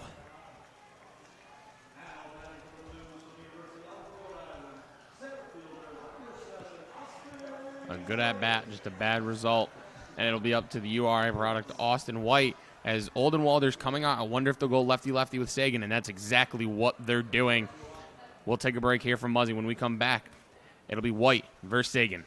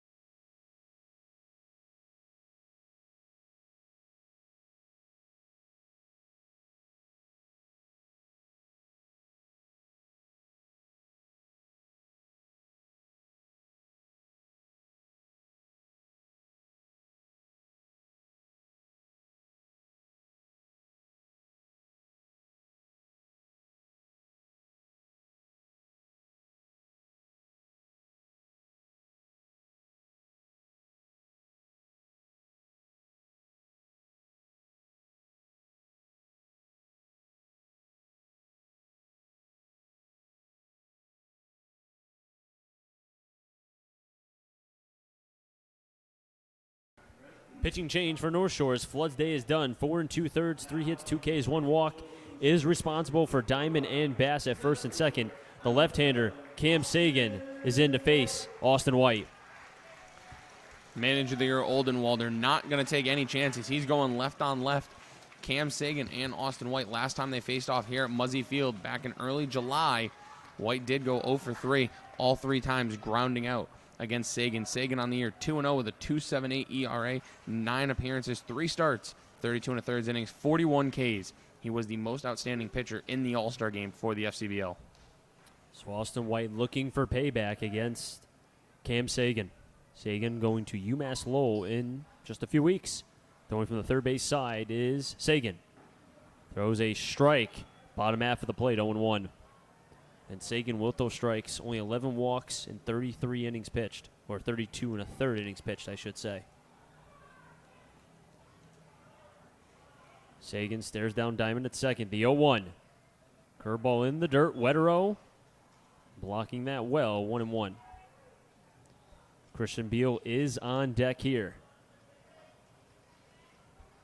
Blues down by 1 here in the bottom of the 5th. Reed Pegram still warming up in the pen for the Blues. That could be the end of Mark Fiello. The 1-1. Fastball high. That's a good eye from Austin White. And he stares down right at the home plate umpire. He's like, you better call that a ball. Stone cold take from the URI product. That's a big league take. That's a Division I take. He knows the zone better than anyone. Sagan pauses. 2-1. 3-1. As now Muzzy Field starting to get a little bit louder. They are waiting to explode. Austin White has not had success against Sagan. Looking for that here. Bass at first, Diamond on at second. The 3-1 pitch. Outside for a ball. And the bases will be loaded for the Bates Bobcat product, Christian Beal.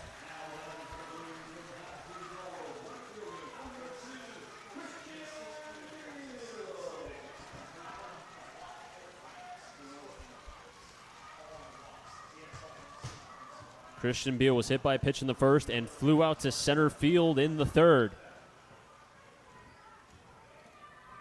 Beal being one of the better hitters for the Blues since J.T. Mounts and Parker Upton left. Beal did go 1 for 2 off Sagan last time they faced. First pitch. Inside for a strike, 0-1. Sagan throwing first pitch strikes to White and Beal. Although he walked White on 4 straight balls. Bases full of Blues. The 0-1. Curveball, chopper over to third. Bravo will tag third, and Sagan does his job. The bases will be left loaded.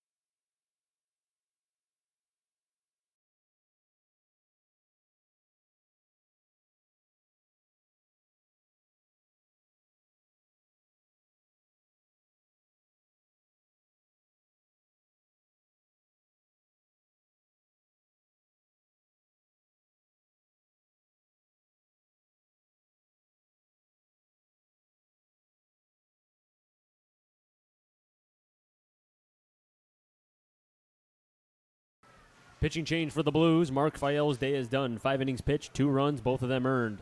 4 hits, 5 Ks, 1 walk. And the new pitcher on the mound will be Reed Pegram.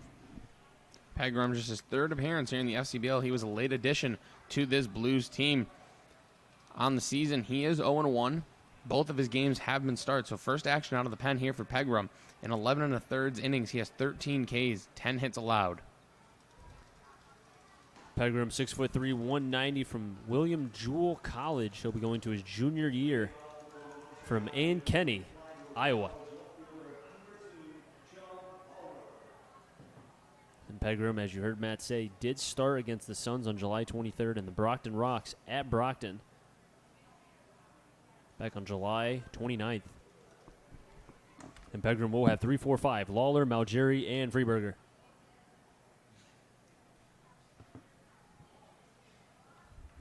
First pitch to Lawler. Sends that one towards right. But Miller will be right there for the first out.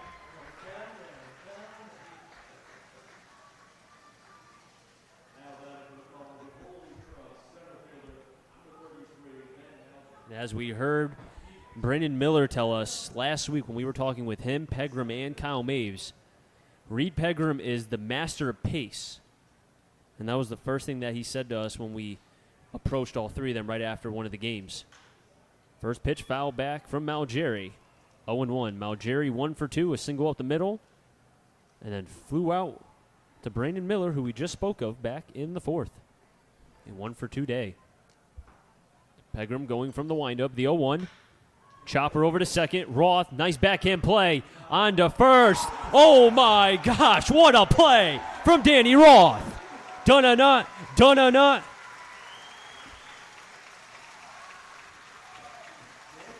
Heck of a play by the Blues second baseman Danny Roth. The crowd loves it.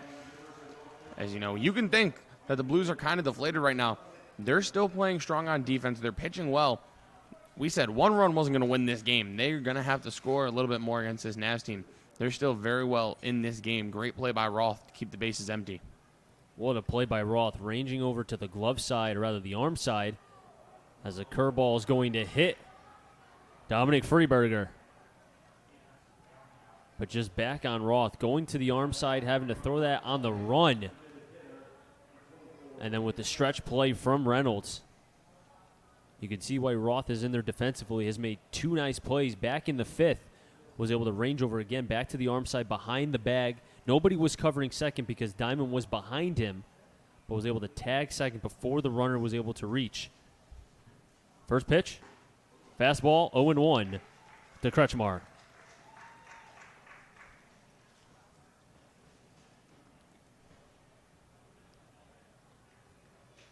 Pegram does have 13 strikeouts and 11 and a third innings pitched. Also has walked 6 and given up 10 hits.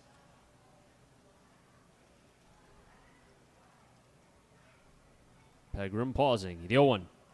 Fastball inside, 1-1. Pegram, one of the top pitchers for his college, William Jewell College. Was also second on the team in innings pitched. A durable arm.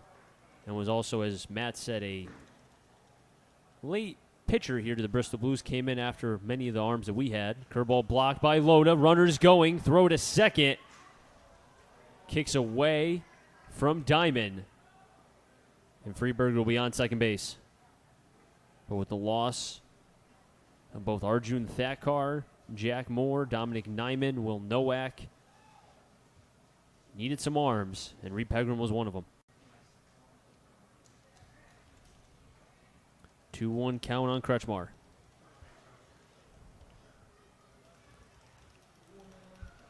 Mike Oldenwaller, the manager of the year in the FCBO for North Shore, giving the signs. The 2-1 to Kretschmar. Pops it up. Loda takes off the mask, but that'll be a long foul ball. 2-2. Bravo's on deck.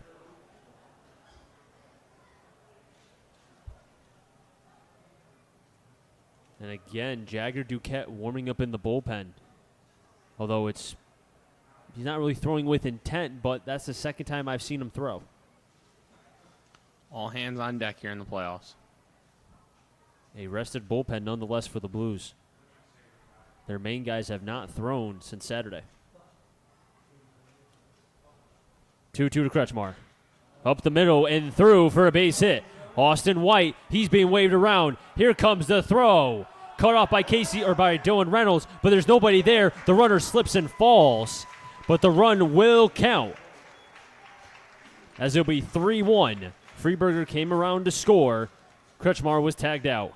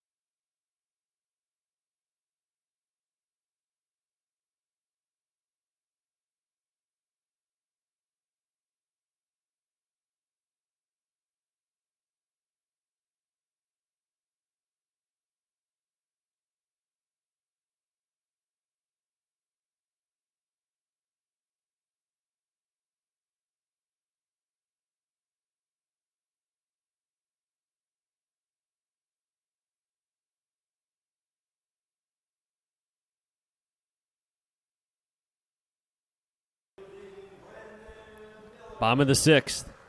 Miller, Reynolds, and Duane. If any of them get on, Sam Loda.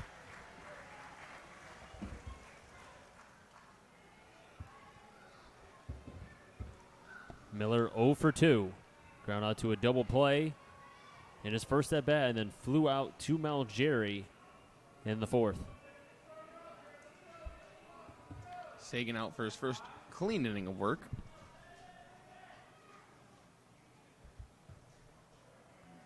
First pitch, swung at by Miller and fouled.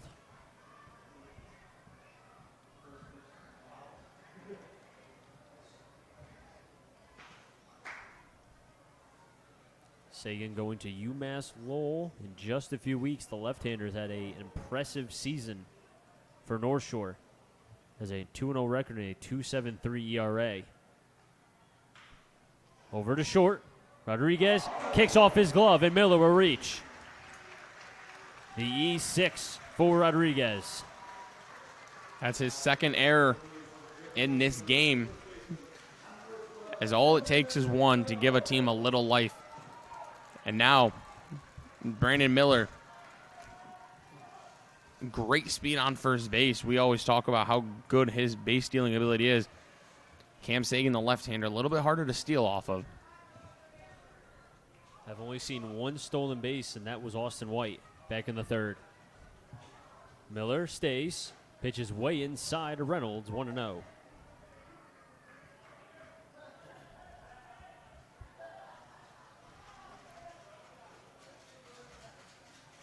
Reynolds 1 for 2, a double, and popped up in the fourth. Pitch outside, backdoor side of the plate, 1-1. Dwayne's on deck, Sam Lowe down double deck. Blues down by 2, bottom sixth. Second pitcher in for North Shore, that's Cam Sagan. Flood started, went 4 2/3, gave up a run. That was the only run he gave up. 3 hits, 2 Ks, 1 walk. 1-1. Chopper over to second base. They'll throw it and get the force out, and that's all they'll get. So Miller will be out at second base. Reynolds will reach on the fielder's choice. It's kind of just trading places. You'll lose some speed now on the bases if you're the Blues. Not ideal in any way, shape, or form, but that'll bring up Buddy Dwayne, who he really got kind of ice cold towards the end of the regular season. And Chris, I don't know if you do, but I believe in due, and I think Buddy Dwayne is due. Was named the Defensive Player of the Year in the FCBL. Dwayne takes the pitch low, 1-0. Dylan Reynolds taking a big secondary lead off first. He's got to be careful. We've seen Wetterow not afraid to throw it around, and especially with a righty up, it will be an easy throw to first for Wetterow if he decides to snap throw. Reynolds on at first base, a 1-0 count to Dwayne. Takes the pitch inside, 1-1. Sam Loda on deck, Zeke Diamond on double deck. North Shore with a 3-1 lead. We're in the bottom of the sixth, 1 out. Cam Sagan, the pitcher now on the mound. First clean inning of work for the left-hander. The 1-1. Inside again, 2-0. This crowd is still in it for Bristol. They're just waiting for something to happen. Who will deliver it for them? That's the question, waiting for that. Blues struck first. Then North Shore has scored 3 unanswered runs since.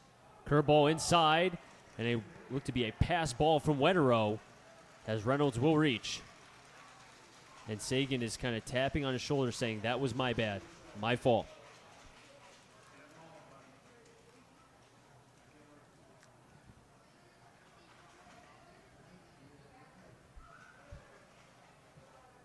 So the second run for the Blues, still plenty of time if you consider trying to chip away. Just score 1 an inning if you can keep North Shore at 3. Dwayne with a 3-1 count. And there it is, 3-2. Sagan got the low strike. Sam Loda on deck. If you're Buddy, you really have to be tough with 2 and protect the zone. Choking up is Dwayne. 3-2 to Dwayne. Just fouls it back. And that was a defensive swing, as Dwayne pointed, or rather kind of waved off to the home plate umpire with his right hand saying that was outside, wasn't it? Look good from up here. Umpire has stretched the corners a tad some parts of this game.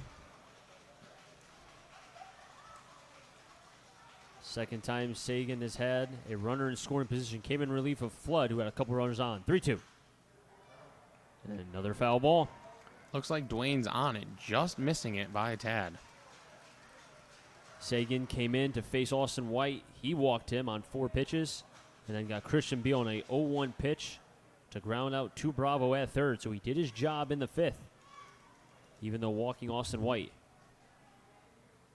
3-2 pitch. We'll have to wait as Dwayne will call time to get a better grip on the bat. He adjusts the gloves with his right hand. The left glove was not tight enough. Reynolds on second, taking a big lead. Stretching out the left arm just in case he has to go back. 3-2.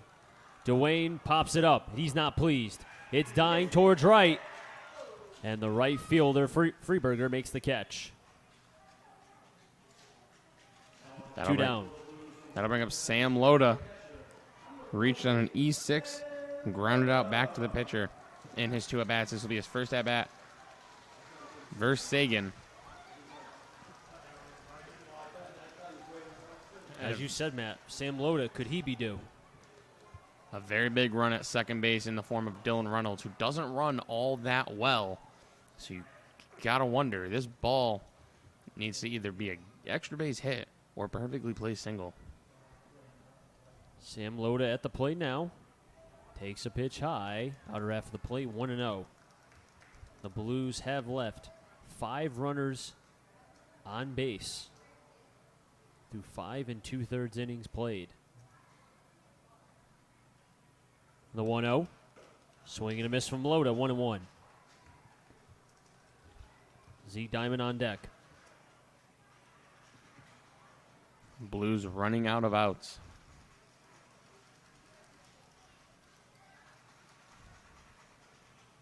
Sagan moving his head constantly, 1-1. Pitch outside, 2-1. Trying to vary the signs and sequence to keep Reynolds from taking a bigger lead. They're not really holding him on. They're letting Reynolds get off second. That could be huge on a base hit. The 2-1. Loda takes the strike, 2-2.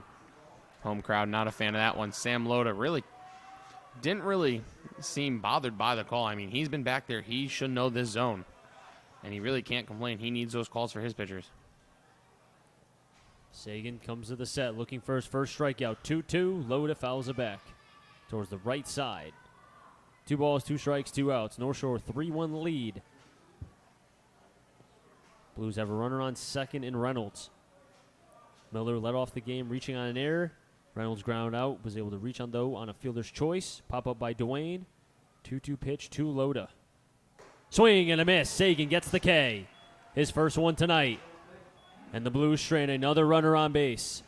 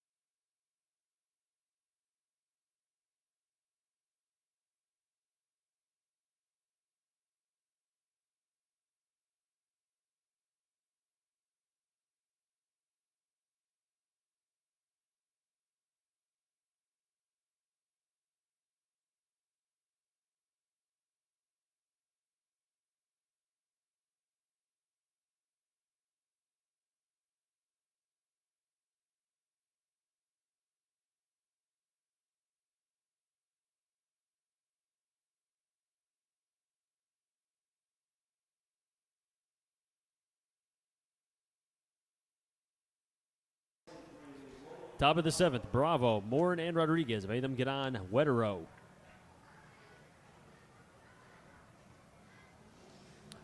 Bravo 1 for 2, grounded out to Dwayne to end the second, and then led off the 5th with a hard single up the middle. Takes the slow breaking ball, 0-1 from Pegram. Pregame came in relief of Mark Fiella, who went 5 innings, gave up 4 hits, 2 runs, 5 Ks, and 1 walk. The 0-1. Over to Dwayne. Nice play through the 5-5 hole. Double clutches on to first, and they get the out. That's why Buddy Dwayne got the Defensive Player of the Year from the FCBL. We've seen it all season long. A vacuum over at third base is Buddy Dwayne. Connor Morin at the plate next. The Blues are making plays defensively. We've seen now 2 from Roth, 1 from Dwayne. Just waiting for that hit. Has not been there with runners in scoring position. First pitch swing fouled from Morin, 0-1.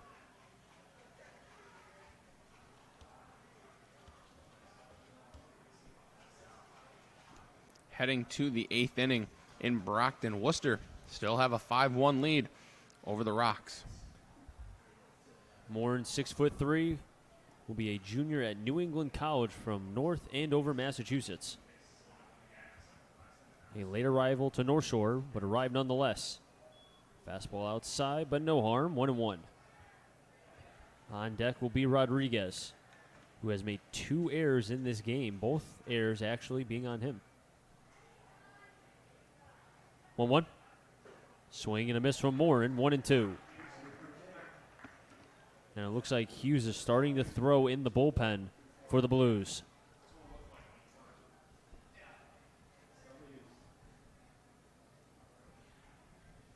Pegram's 1-2 pitch to the 8 batter. Is a curveball low, 2-2. And you probably want to keep Pegram available full tomorrow. Pitch count right now at 15. If he stays within that 20 pitch mark, he can come back. Another curveball. One goes the other way. Does Morin. Coming in is White, and that'll drop. 1 out single for Morin.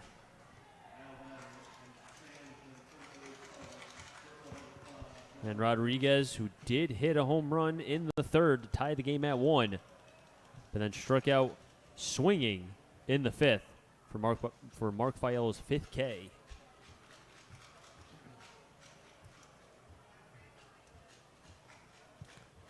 Wetero is on deck. He's the number 1 and leadoff batter in this lineup for North Shore.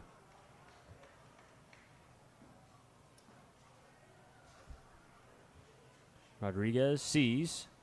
Pitch low, 1-0.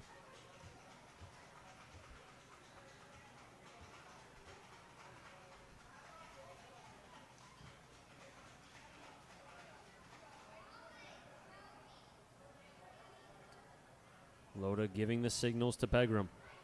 Morin on at first. He's going, curveball high, throw to second, and he's out by a long mile. Morin, why'd you go? You were going to get gunned, and you did.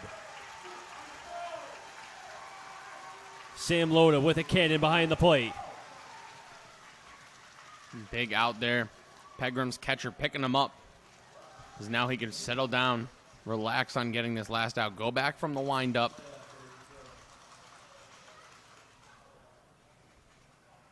The 2-0.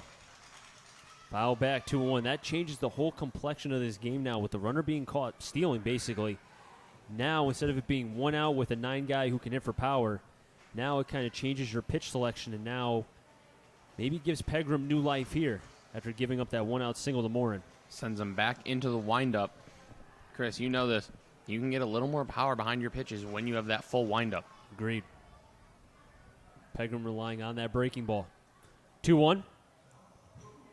Fastball that kind of 58 shot put in front of Loda, but nobody on base. 3-1.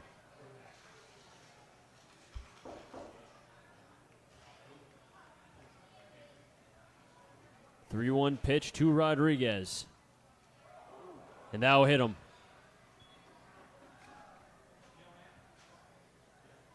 Blues pitching tonight has hit a couple batters, 2 to be exact.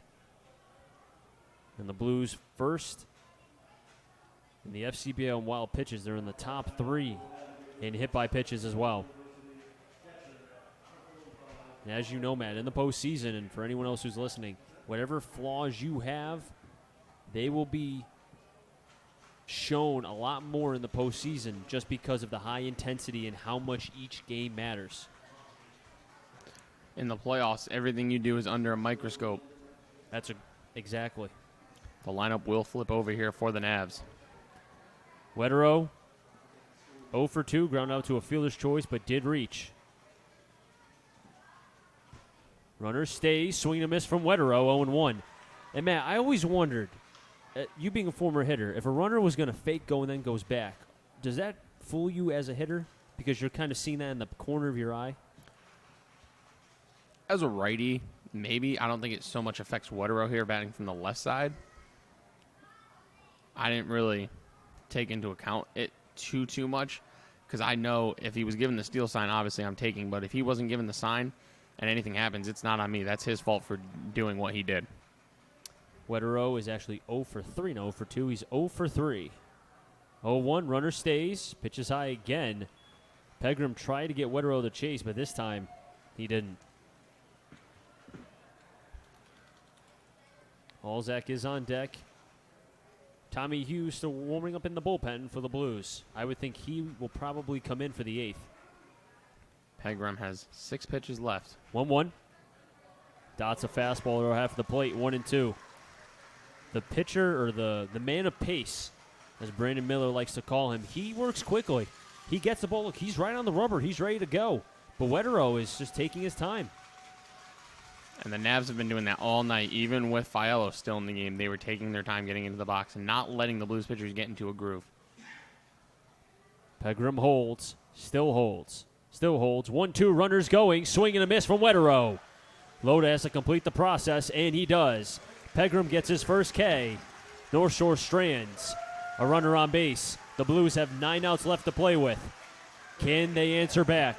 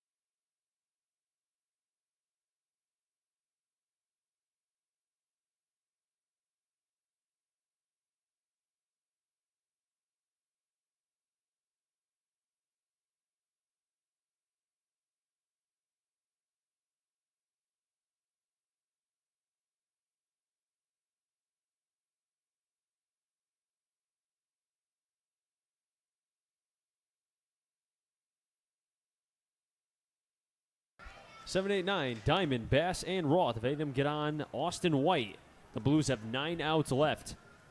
And their nemesis, Cam Sagan, still on the bump.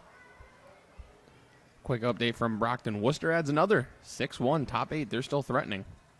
So Worcester, if they keep that score, they will have a chance to be able to close out Brockton in their own home ballpark tomorrow night, or no, Thursday night. Because I don't know if the game got moved or maybe it was just scheduled for Thursday. I don't know exactly.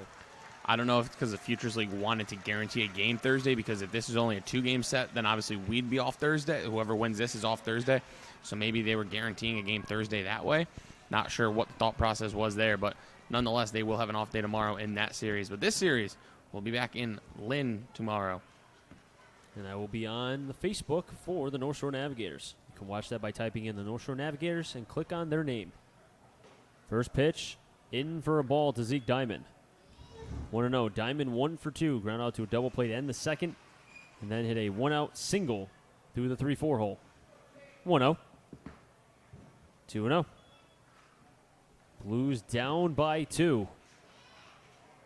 In the very important Game 1 of this 3-game set here in the semifinal. The winner goes to the championship. And I can argue that Game 1 is more important for the home team Bristol Blues here today. 2-0 to Diamond.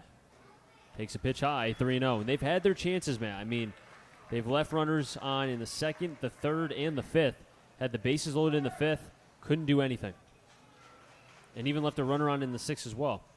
3-0. Get me over strike. Fighting back is Sagan. This could be huge if the Blues can get the leadoff man Diamond on here. 3-1. Outside for a ball, and the leadoff runner is on in Zeke Diamond. And Casey Bass at the plate. He singled in the fifth, along with Zeke Diamond when they had back-to-back singles. Bass has had a good swing over the last week and a half. You even said that his second half has been completely different, like a much more composed and compact swing from the Lumberjack, Casey Bass. Much better in the second half. A tough lefty-lefty matchup, though. Sagan, left on left. Fires in a strike, 0-1. And this is a good matchup for Bass because left on left, you have a guy in Sagan, a young man actually, who can throw all pitches for strikes. 0-1. Curveball outside. 1-1. That was a good breaking ball from Sagan. Seemed like he took a little velocity off of that one. That really came in slow. That's what he does. He adds and subtracts. Makes his fastball look a whole lot faster as well. Is action in the Navs bullpen. 1-1. Taken for a strike by Bass. 1-2. Danny Roth is on deck. Now, if you're Bass, you got to protect here. Wetero kind of using his glove, wants to pitch high to Bass. 1-2. Outside. Ball 2. And Casey Bass, I don't know if I want to do that again. That pitch was a little bit too close. Credit to Bass for taking it. But that pitch could have gone either way, and I don't think you can be mad about it. As now he inches up a little bit more on the plate there. 2-2. Curveball high, 3-2. Casey Bass. It's getting closer, I feel like, every pitch. It's a quab, though. You know how when you watch Dave Roberts, that throw to second, just getting a little closer every time. As I say that, Sagan throws back to first. But you know when you watch that play when Dave Roberts steals second off Rivera, ALCS? I don't know what you're talking about, Chris. Okay, anywho, that play gets closer and closer every single time I watch it. 3-2. Outside for a ball, back-to-back walks. And what a quab from Casey Bass. Look at the grandpa over in here. Developing the young lingo. Have a quab, Casey Bass. As now Danny Roth looking down at third base coach manager Ronnie Palmer for some signs. But before that, there will be a mound visit for North Shore as this crowd at Muzzy waiting to explode. They got 2 on and nobody out, trailing by 2 in the 7th. How many more chances will the Blues have? I don't want to keep harping on it, but I'm going to anyway. How many more chances will they have here? The North Shore Navigators are hand-feeding you opportunities. You have to capitalize. If not, then if the Blues were to lose this game, they have nobody to blame but themselves. It's not like they've been no-hit. It's not like there hasn't been anybody on base. But they haven't been able to get that one hit. And I think, with it being the first game, you want to be able to get away with a victory here. But now you have the Blues crowd clapping with either the clappers or their actual hands itself, trying to get this team going. In the bullpen for the Navs, it is Hunter Wilichowski warming up. Danny Roth, who's made 2 spectacular plays, is at the plate now. Corners are in. Second and short are back. Blues down by 2. Nobody out. Sagan. Roth going into bunt. Pitches in and low. 1-0. We have seen Roth bunt. I know, Matt, you said you wanted to see small ball. In the playoffs, you need to find a way to manufacture runs, especially in a game like this. You've had chances left and right, and you have failed left and right. You have to manufacture runs in a different way. 1-0, Roth is going into bunt. It's a picture-perfect bunt going to third, and Sagan can't get it, and everybody will be safe. Everybody will be safe. Sagan bobbled the ball.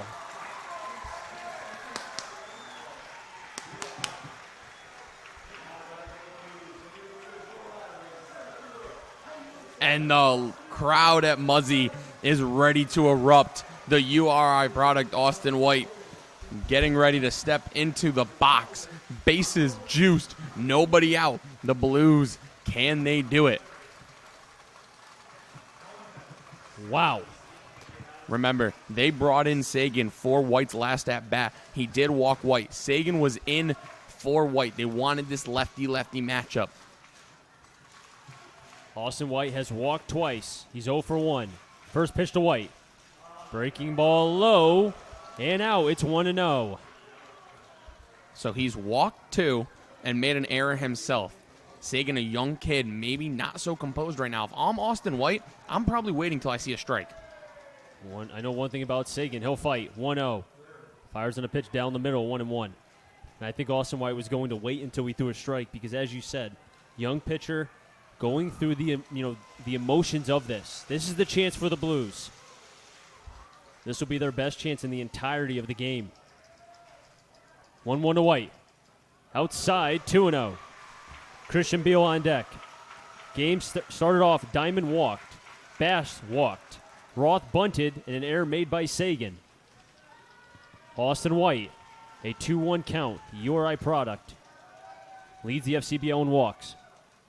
The 2-1. High, 3-1. And back to the bunt really quick. I think what happened was Sagan was thinking about going to third. Being a lefty, he kind of has an advantage. Scooping it with his right hand, throwing with his left would have been an easy throw. But that was his priority, not fielding the ball cleanly. And it really cost him now. Bases full of Blues, the 3-1. White, high, fly ball into right center. Freeberger will make the catch. Tagging from third is Diamond. Here comes the throw, the play. He's going to be out. And what a throw from Freeberger. And Ronnie Palmer is going to argue.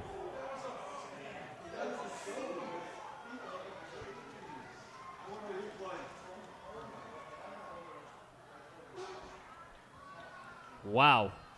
That totally changes the whole complexion of the game. As Sagan tips his cap to his right fielder, Freeberger. Wow. And I get why Casey Bass didn't tag up from second, but obviously hindsight's always 20/20. You really wish he did now. At least you'd have runners on the corners with 2 outs instead of just first and second 2 outs. And Christian Beal will be up instead of with 1 out. There's 2. As Ronnie Palmer really going to get his money's worth here. He's pushing limits. Umpire lets him get his 2 cents in. Umpire's kind of laughing about it.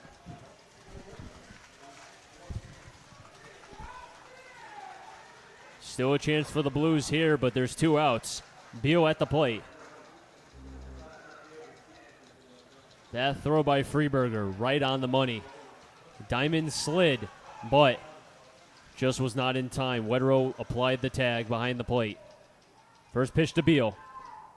Low, 1-0. And now if you're Beal and if you're the Blues, you can't let that affect you. Have to wash it, flush it, do whatever you have to do. You have Beal and Miller up. Or Miller up next, but Beal at the plate now, a 1-0 count. 1-0. Beal towards right. Freeberg will be there, and he makes the catch. And the Blues strand, the bases loaded.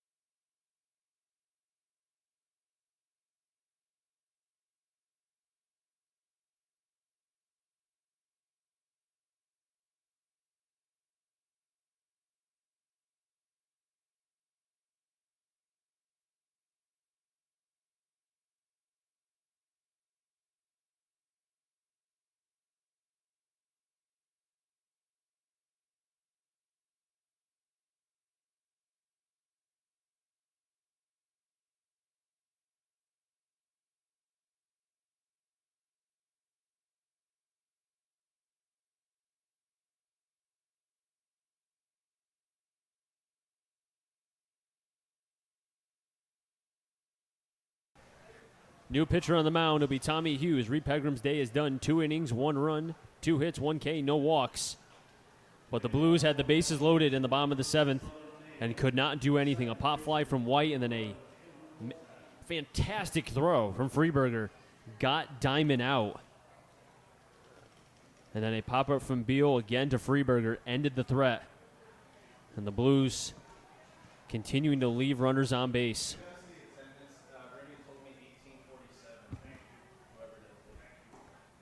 First pitch is low, 1-0. We 2-3-4. Alzak, Lawler, and Malgeri.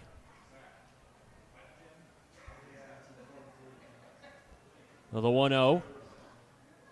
Outside again, 2-0. And you wonder if that half inning kind of deflated the balloon a little bit for the Blues. That was the chance.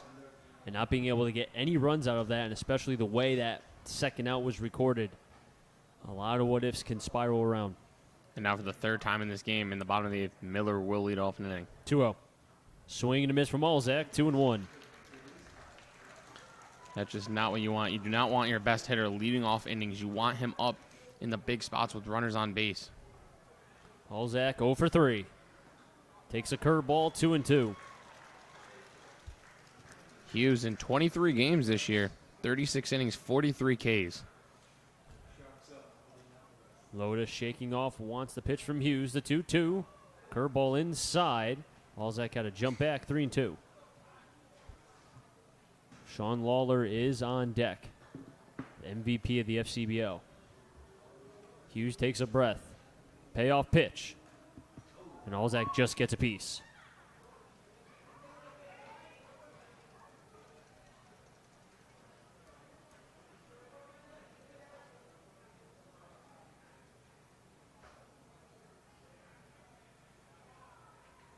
Hughes taking a huge breath before the payoff pitch. Fires in the breaking ball, and Alzak is down. First K for Hughes. Alzak is 0 for 4.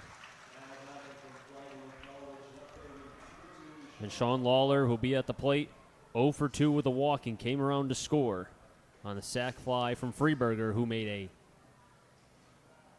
probably the biggest throw of the game. By far, maybe could have saved the game for North Shore.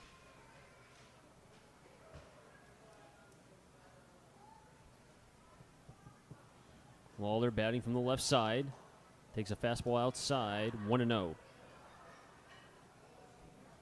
The Blues will have 3, 4, 5. Miller, Reynolds, and Dwayne in the bottom of the 8th. 6 outs left for the Blues here in game 1. Lawler back to Reynolds. And it gets underneath his glove and into right field. Lawler will reach.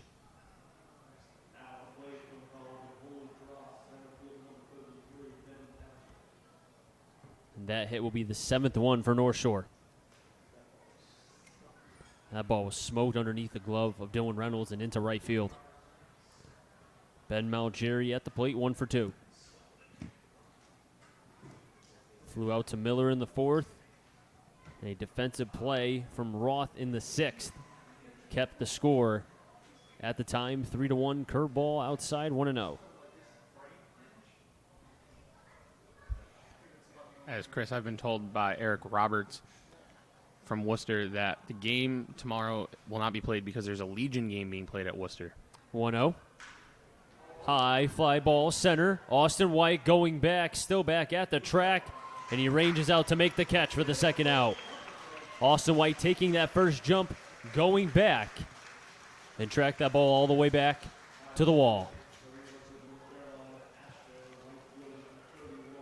And Freeberger, who could very well have saved the game for North Shore, is at the plate now.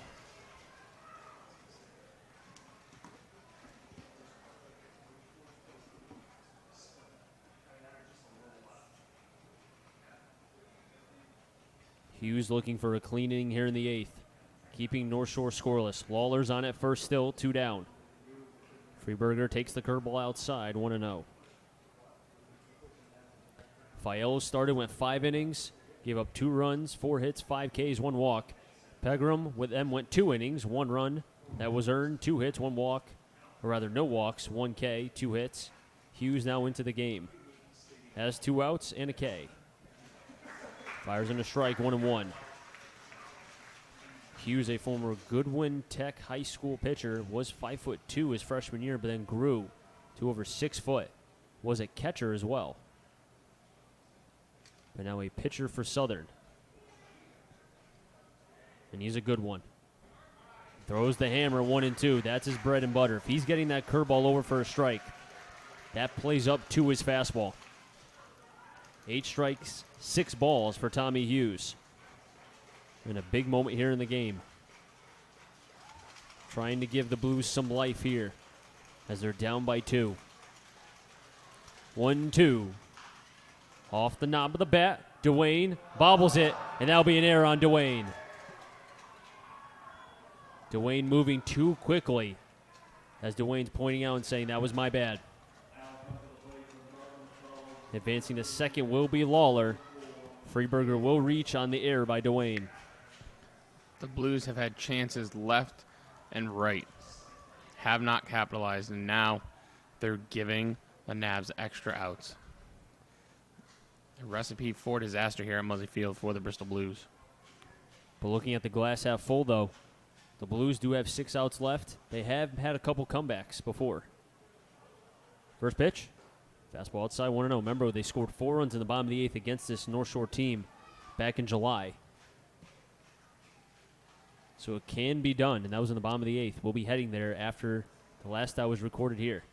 Wonder if the Blues will have to see Bo Dana at all. 1-0. Fastball outside, 2-0. And if you're North Shore, you want to get that insurance run, because with this offense, all it takes, you would think if they wake up and just score 1, it could be a waterfall. But at the same time, the Blues have had a hard time getting those runners in. Only 1.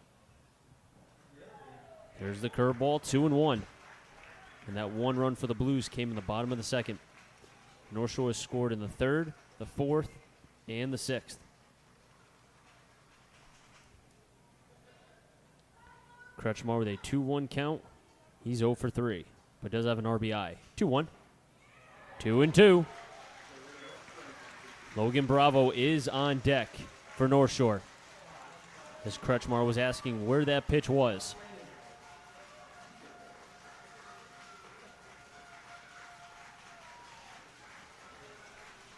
Two balls, 2 strikes, 2 outs. The pitch. Swing and a miss. Kretschmar down on strikes. And Hughes gets the scoreless inning. Maybe that's the life the Blues needed.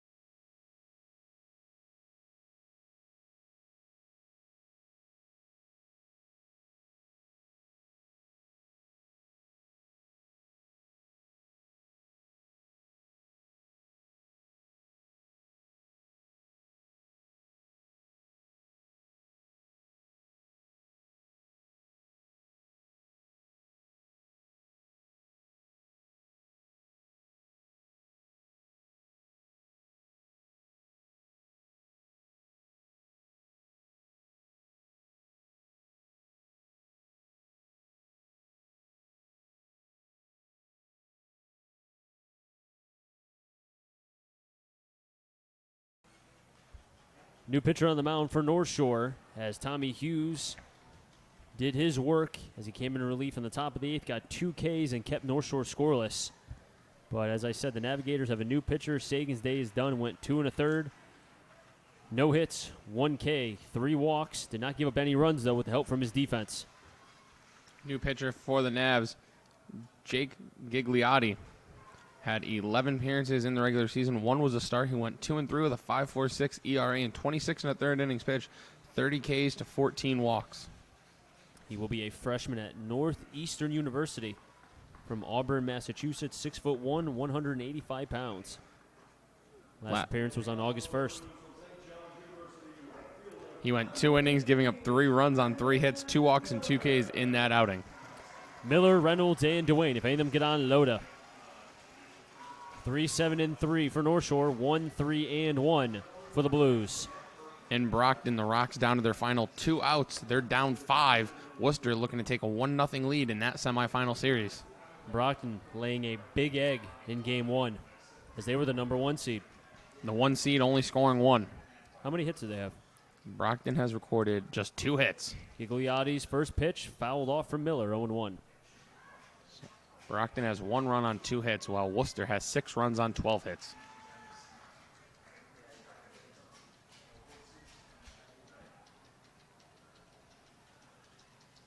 Miller's had a tough day at the plate. Spin hitless. The 0-1.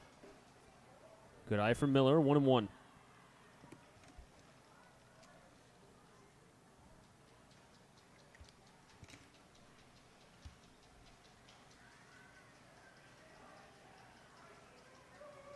The 1-1. Fouled off. Looks like I got a piece of Wetero. 1-2, and the home plate umpire will go give the ball to Gigliotti and give Wetero some room. I'm going to catch his breath a tad. The last time that Miller was hitless was back on July 31st. In 3 at-bats, he did not record a hit, also struck out once.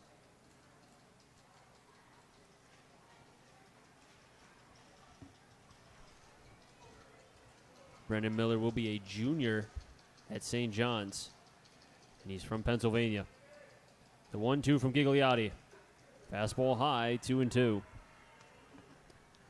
If you're the Blues, right now, all you need is base runners, any way on. Gigliotti does have 30 strikeouts and 26 1/3 innings pitched, and also 2 saves. Curveball, hard chopper over to first. Backhand play from Morin, and ranging over to cover first base was Gigliotti for the 3-1 putout. 1 down, and the Blues are down to their last 5 outs. Dylan Reynolds at the plate next.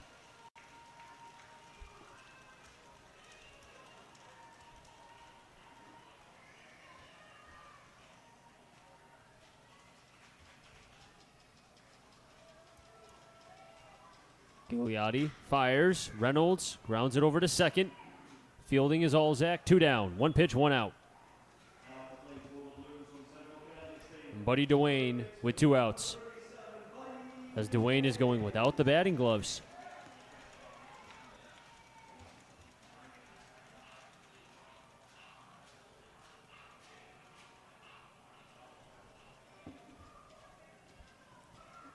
Gigliotti has gotten 2 ground balls.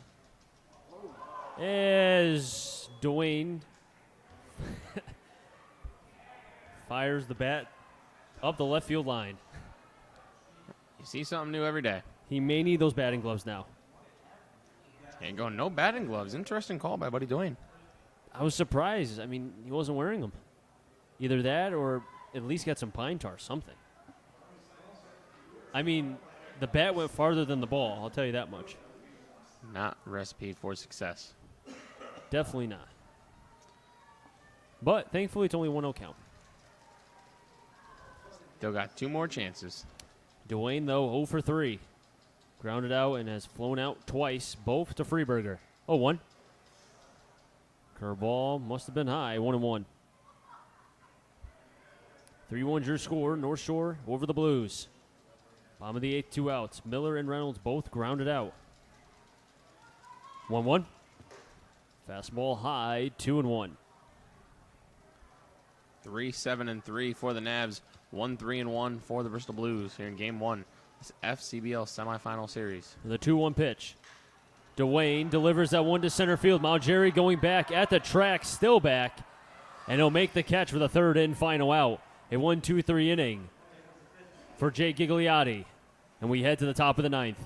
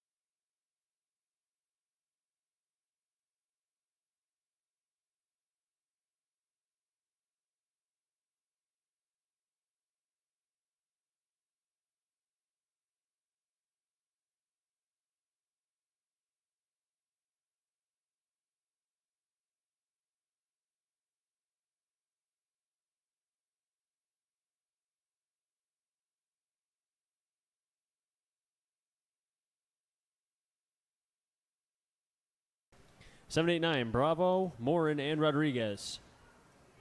Tommy Hughes on the bump for his second inning of work. Came in relief in the top of the 8th. Struck out Alzak and Kretschmar. Did give up a hit, however, but nonetheless worked a clean inning. He'll be facing Bravo here in the top of the 9th. Fastball inside, 1-0.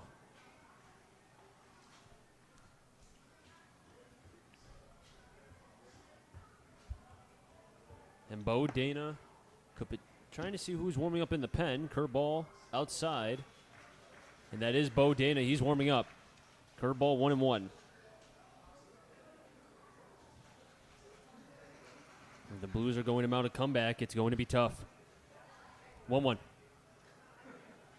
Curveball outside to the glove side. 2-1. A little too much break on that pitch. Bravo 1 for 3, a single up the middle in the 5th. Has grounded out twice to Buddy Dwayne. At third, 2-1. 2-2.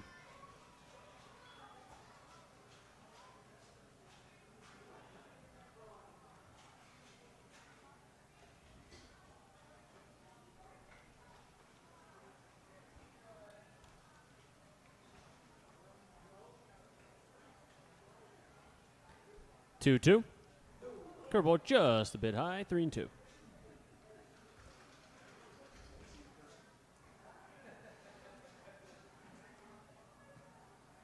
Connor Morin is on deck for North Shore. Payoff pitch. Bravo pops it up. He'll stay in play. Roth, lip of the grass, makes the catch, 1 down. Bravo is 1 for 4. Connor Morin is 1 for 3. Single to left back in the 7th. Reached on a fielder's choice in the 5th.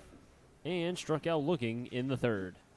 And it is a final from Brockton, 6-2 Bravehearts win. So they're up 1-0 in that semifinal series, 1 win away from going to the championship series and 3 wins away from an FCBL title. The 1 seed down 0-1 in that series.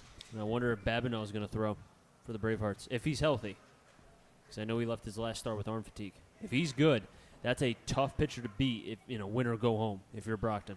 That'll be on Thursday in Worcester. First pitch, outside, 1-0 to Morin.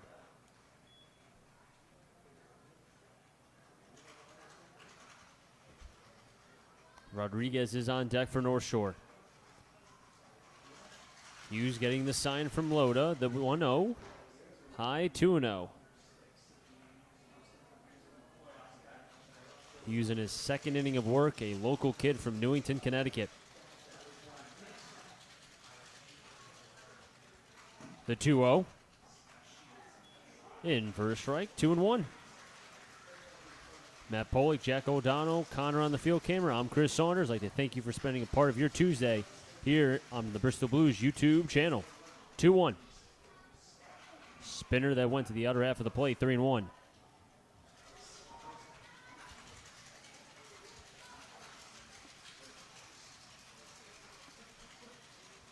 Three-one pitch. Inside for a ball, a one-out walk to Morin. And the first walk surrendered by Hughes. It is 1 1/3 innings pitched. Now game 2 of this 3-game set will be played tomorrow, pending on the weather. But as right now, it is scheduled to be played tomorrow.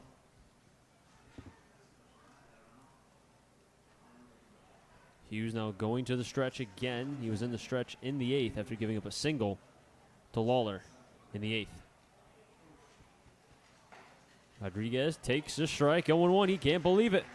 Umpire, he's been there calling those pitches the entirety of the game. Mike Oldenwalder with the signs. Manager of the year, first year in the FCBL. Big congratulations for Mike Oldenwalder. He's done a fine job with this North Shore team. The 0-1. Fastball way outside, 1-1.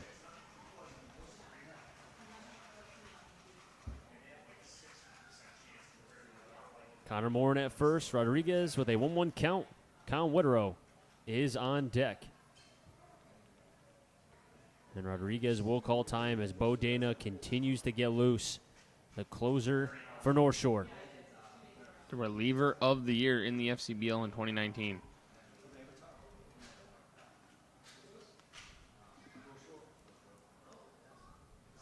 Hughes to the set. Pauses, fires, curveball, 1-2.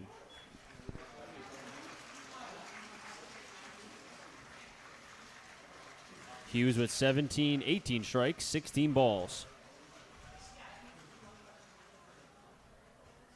And the progression that Hughes has made throughout this season really has shown. He's gotten better and better every time out that he's pitched for the Blues. 1-2.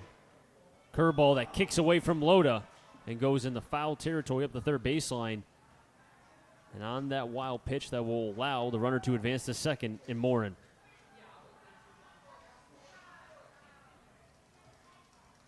And also even the count 2-2 on Rodriguez.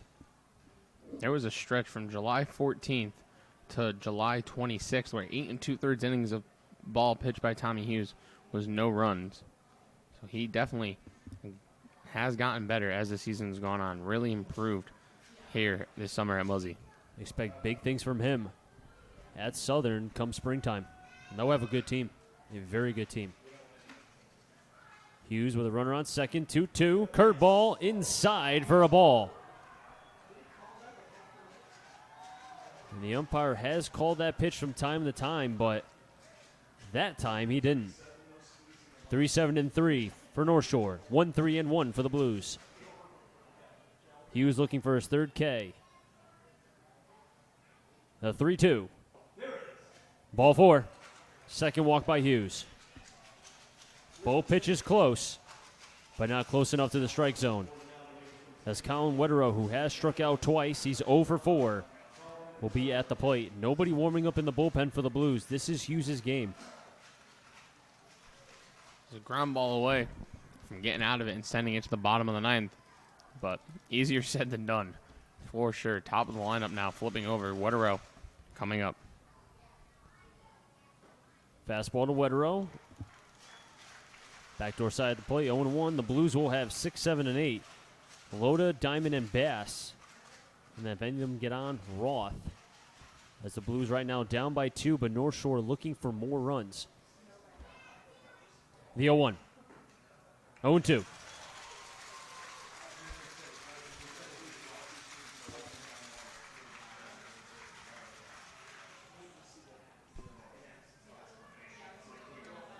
Hughes with 2 strikeouts.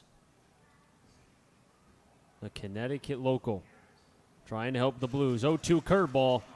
Outside for a ball.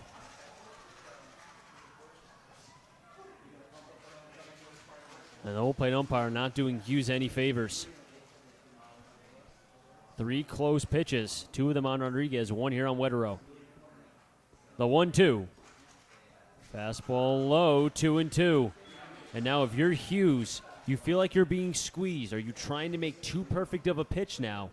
And that goes in the mind of a pitcher, a young pitcher in Hughes. Something he's going to have to overcome, the adversity for this young pitcher, the right-hander from Southern. 2-2. Swing and a miss. Wetterow down on strikes the 3rd time tonight. And also Hughes' 3rd K.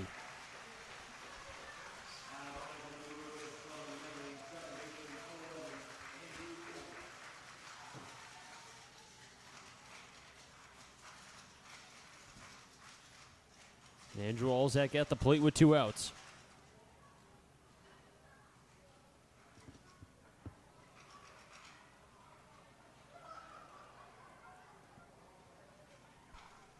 Rodriguez at first, Morin on at second. First pitch to Alzak. There's the curveball. 0-1. Alzak is 0 for 4. He struck out back in the 8th. Ground out a couple times as well.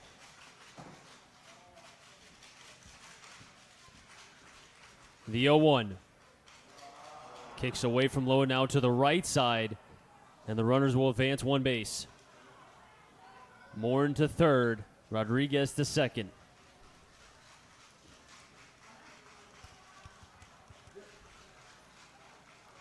Be a 1-1 count on Alzak. Now Loda really has to be a wall back there. You cannot allow the Navs to get any more here. but it's hard to be able to block a curveball because once it goes in the dirt, it can go left, it can go right. It's hard to be able to judge, exactly where the curveball is going to go, depending on where it hits in the lip of the dirt. 1-1 to Alzak. 1-2. Hughes goes back to that well again. Has been throwing the curveball a lot here in the top of the ninth.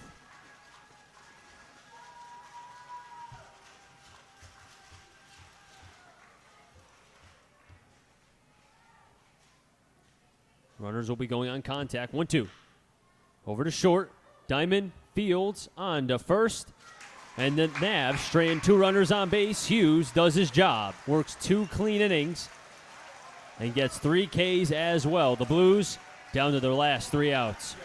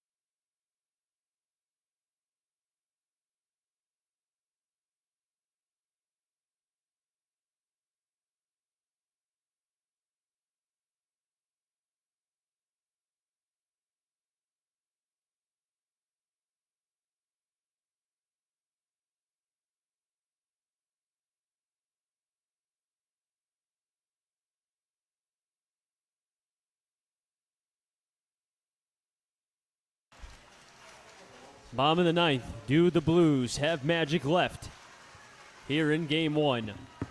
Bo Dana, the reliever of the year for the FCBO, is in the game. And he'll have 6, 7, 8. Loda, Diamond, and Bass. The Blues down by 2. And the biggest part of the game, the bases loaded. They had nobody out in the 7th. But a magnificent throw from the right fielder, Freeberger, was able to get the out at home plate from Diamond as he tagged from third. And that totally changed the whole complexion of the game.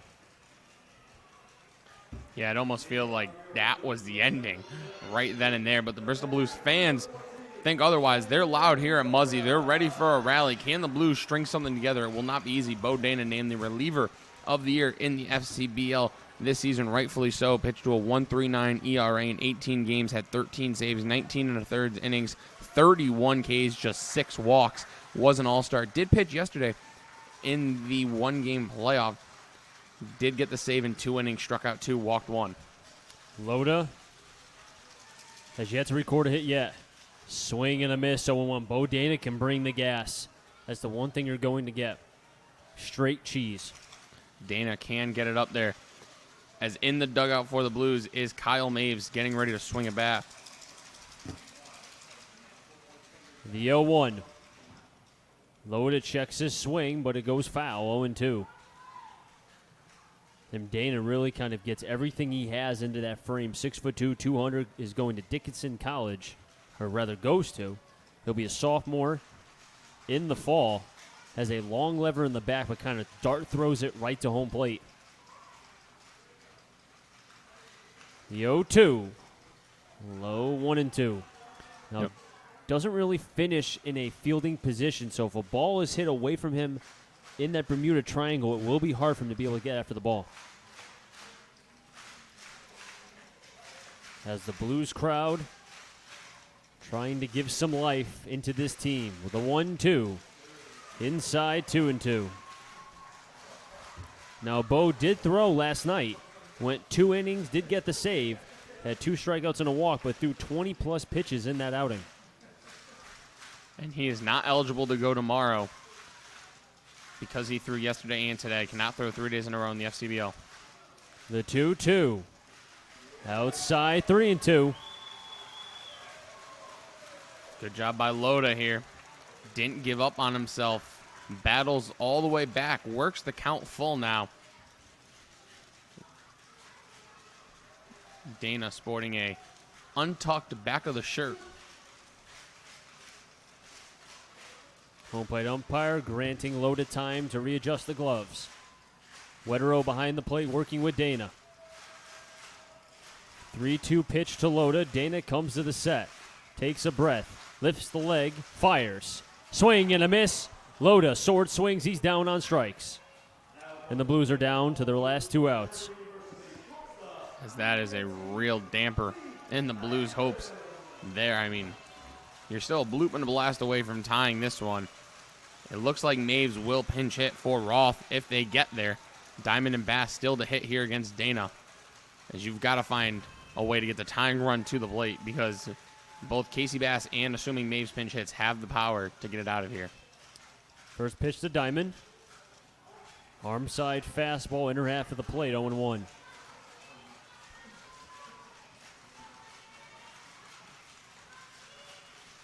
Dana being able to get good extension with that fastball.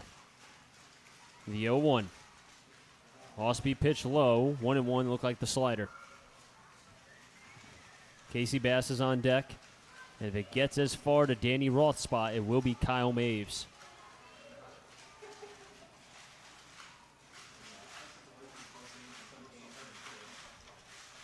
The 1-1. Fastball high, 2-1. Chris, you mentioned it. Bo Dana threw 2 innings last night, over 20 pitches. Doesn't look his sharpest here at Muzzy tonight. The Blues, do they have a rally in their bones down to their final 2 outs? The crowd cheering. The 2-1 to Diamond. 3-1 now, and Loda worked the count full. Ended up striking out on what would have been ball 4. So Diamond has to be patient and use his good eye.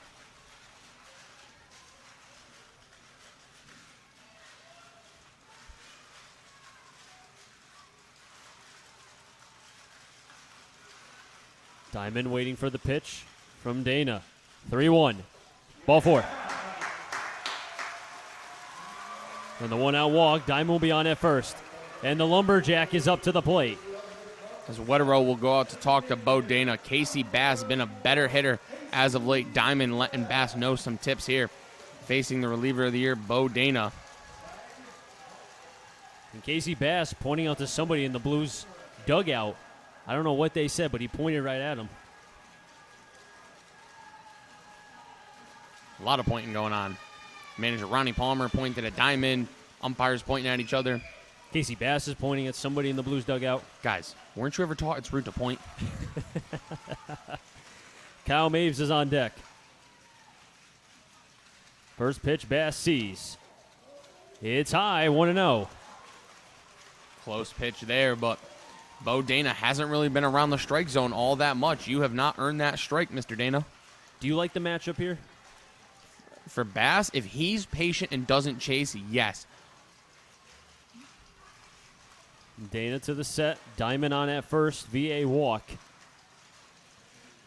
Dana pauses. The 1-0. Outside. 1-1. Home crowd doesn't like that call, and neither does our cameraman, Jack O'Donnell. And it is Kyle Maves in the on-deck circle, ready to hit for Danny Roth. The 1-1 coming to Bass. The pitch. Outside, 2-1. You can only imagine what Casey Bass is feeling right now. And he's always having fun. He's smiling at the home plate umpire as he's cleaning off his cleats. He's just the biggest pressure moment, and he's just smiling. Have to admire that. I really do. I really do. Love it from the Lumberjack. The 2-1 to Bass. Fouls it back. That was a good swing. 2-2. Just missed. Just a little bit late. I like what Bass was trying to do. They're trying to go the other way with an outside pitch. I think if he sees something similar to that, seems like he has Dana timed pretty well. Casey Bass can do some damage here.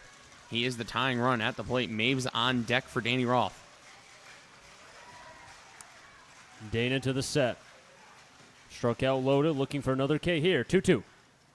And another good swing from Bass. Every swing that he takes times him up better. And as you've said many times throughout the season, Matt, the more and more that the batter sees the fastball and fouls it off, that timing will get there. The longer an at-bat goes, I think the more it favors a hitter. And I wonder if Bass reaches on, will they pinch run for him? The 2-2 to Bass again. And the fight continues. Bass had a similar at-bat like this before against Flood back in the third, and he eventually struck out on a pitch away. You worry about Bass being a little bit too swing happy and trying to chase rather than staying within his approach. Needs to stay composed, know the zone, and stick to what's been working for you the last couple weeks, big fella. Dana pausing still pausing. 2-2. Hard shot but foul, but that time that was more on a line. So Bass timing that fastball right there. If he misses his spot and it ends up being in the sweet place of Casey Bass, I think he'll get a hit here. The longer it goes, the more and more timing Casey Bass is doing of Bo Dana. And tiring out Dana. He threw last night. Here comes another 2-2 to Bass. Breaking ball outside, 3-2. And this crowd is getting louder. The Blues have had their chances. They left runners on in the second, the third, 3 in the fifth, 1 in the sixth, 2 in the seventh. They've had their chances.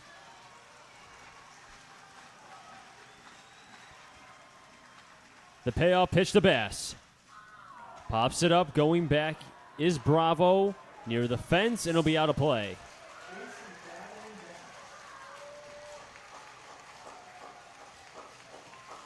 As Bravo goes back to his position on at third. The nerves for both North Shore and the Blues. The 10th pitch coming to Casey Bass. Bo Dana to the set. Lifts the leg, fires. Bass over to third. Bravo gets to second for one. On to first. Double play. And North Shore takes game one. 3-1 is the final. And the crowd here at Muzzy Field goes silent.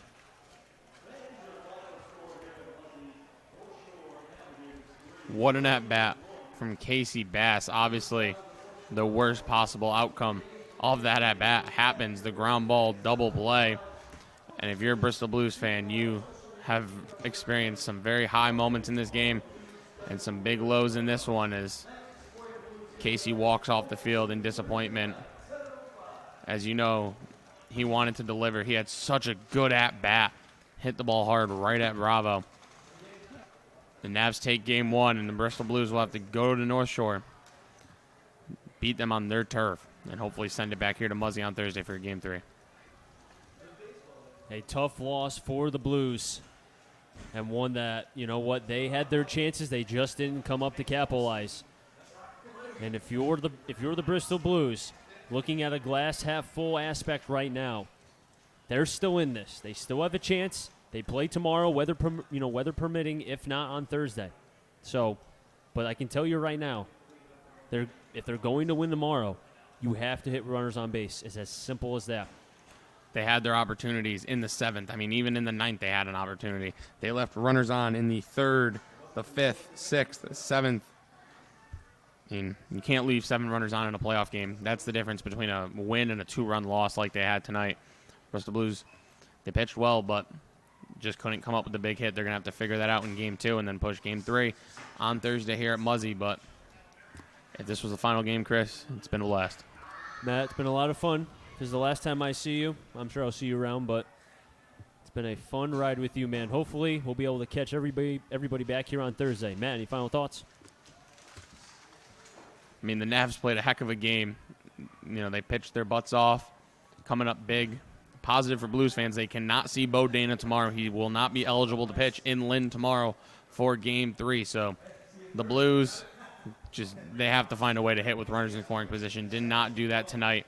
If they can do that, we will be back here at Muzzy on Thursday. Dana will get his save, his second one here in the postseason. Final score here from historic Muzzy Field. Navs win here Game 1 of the semifinal, best 2 out of 3, 3-1. And if this is the last time that we'll be able to broadcast here on the Bristol Blues YouTube channel for the 2019 FCBL season, I'd like to thank everyone, both Matt, Jack O'Donnell, Connor, as well as the rest of the Blues organization. It's been a fun ride here, and hopefully we'll be back here again on Thursday. Final score, Navs win 3-1 over the Blues. For Matt, Pollock, and I'm Chris Saunders. So long, everybody.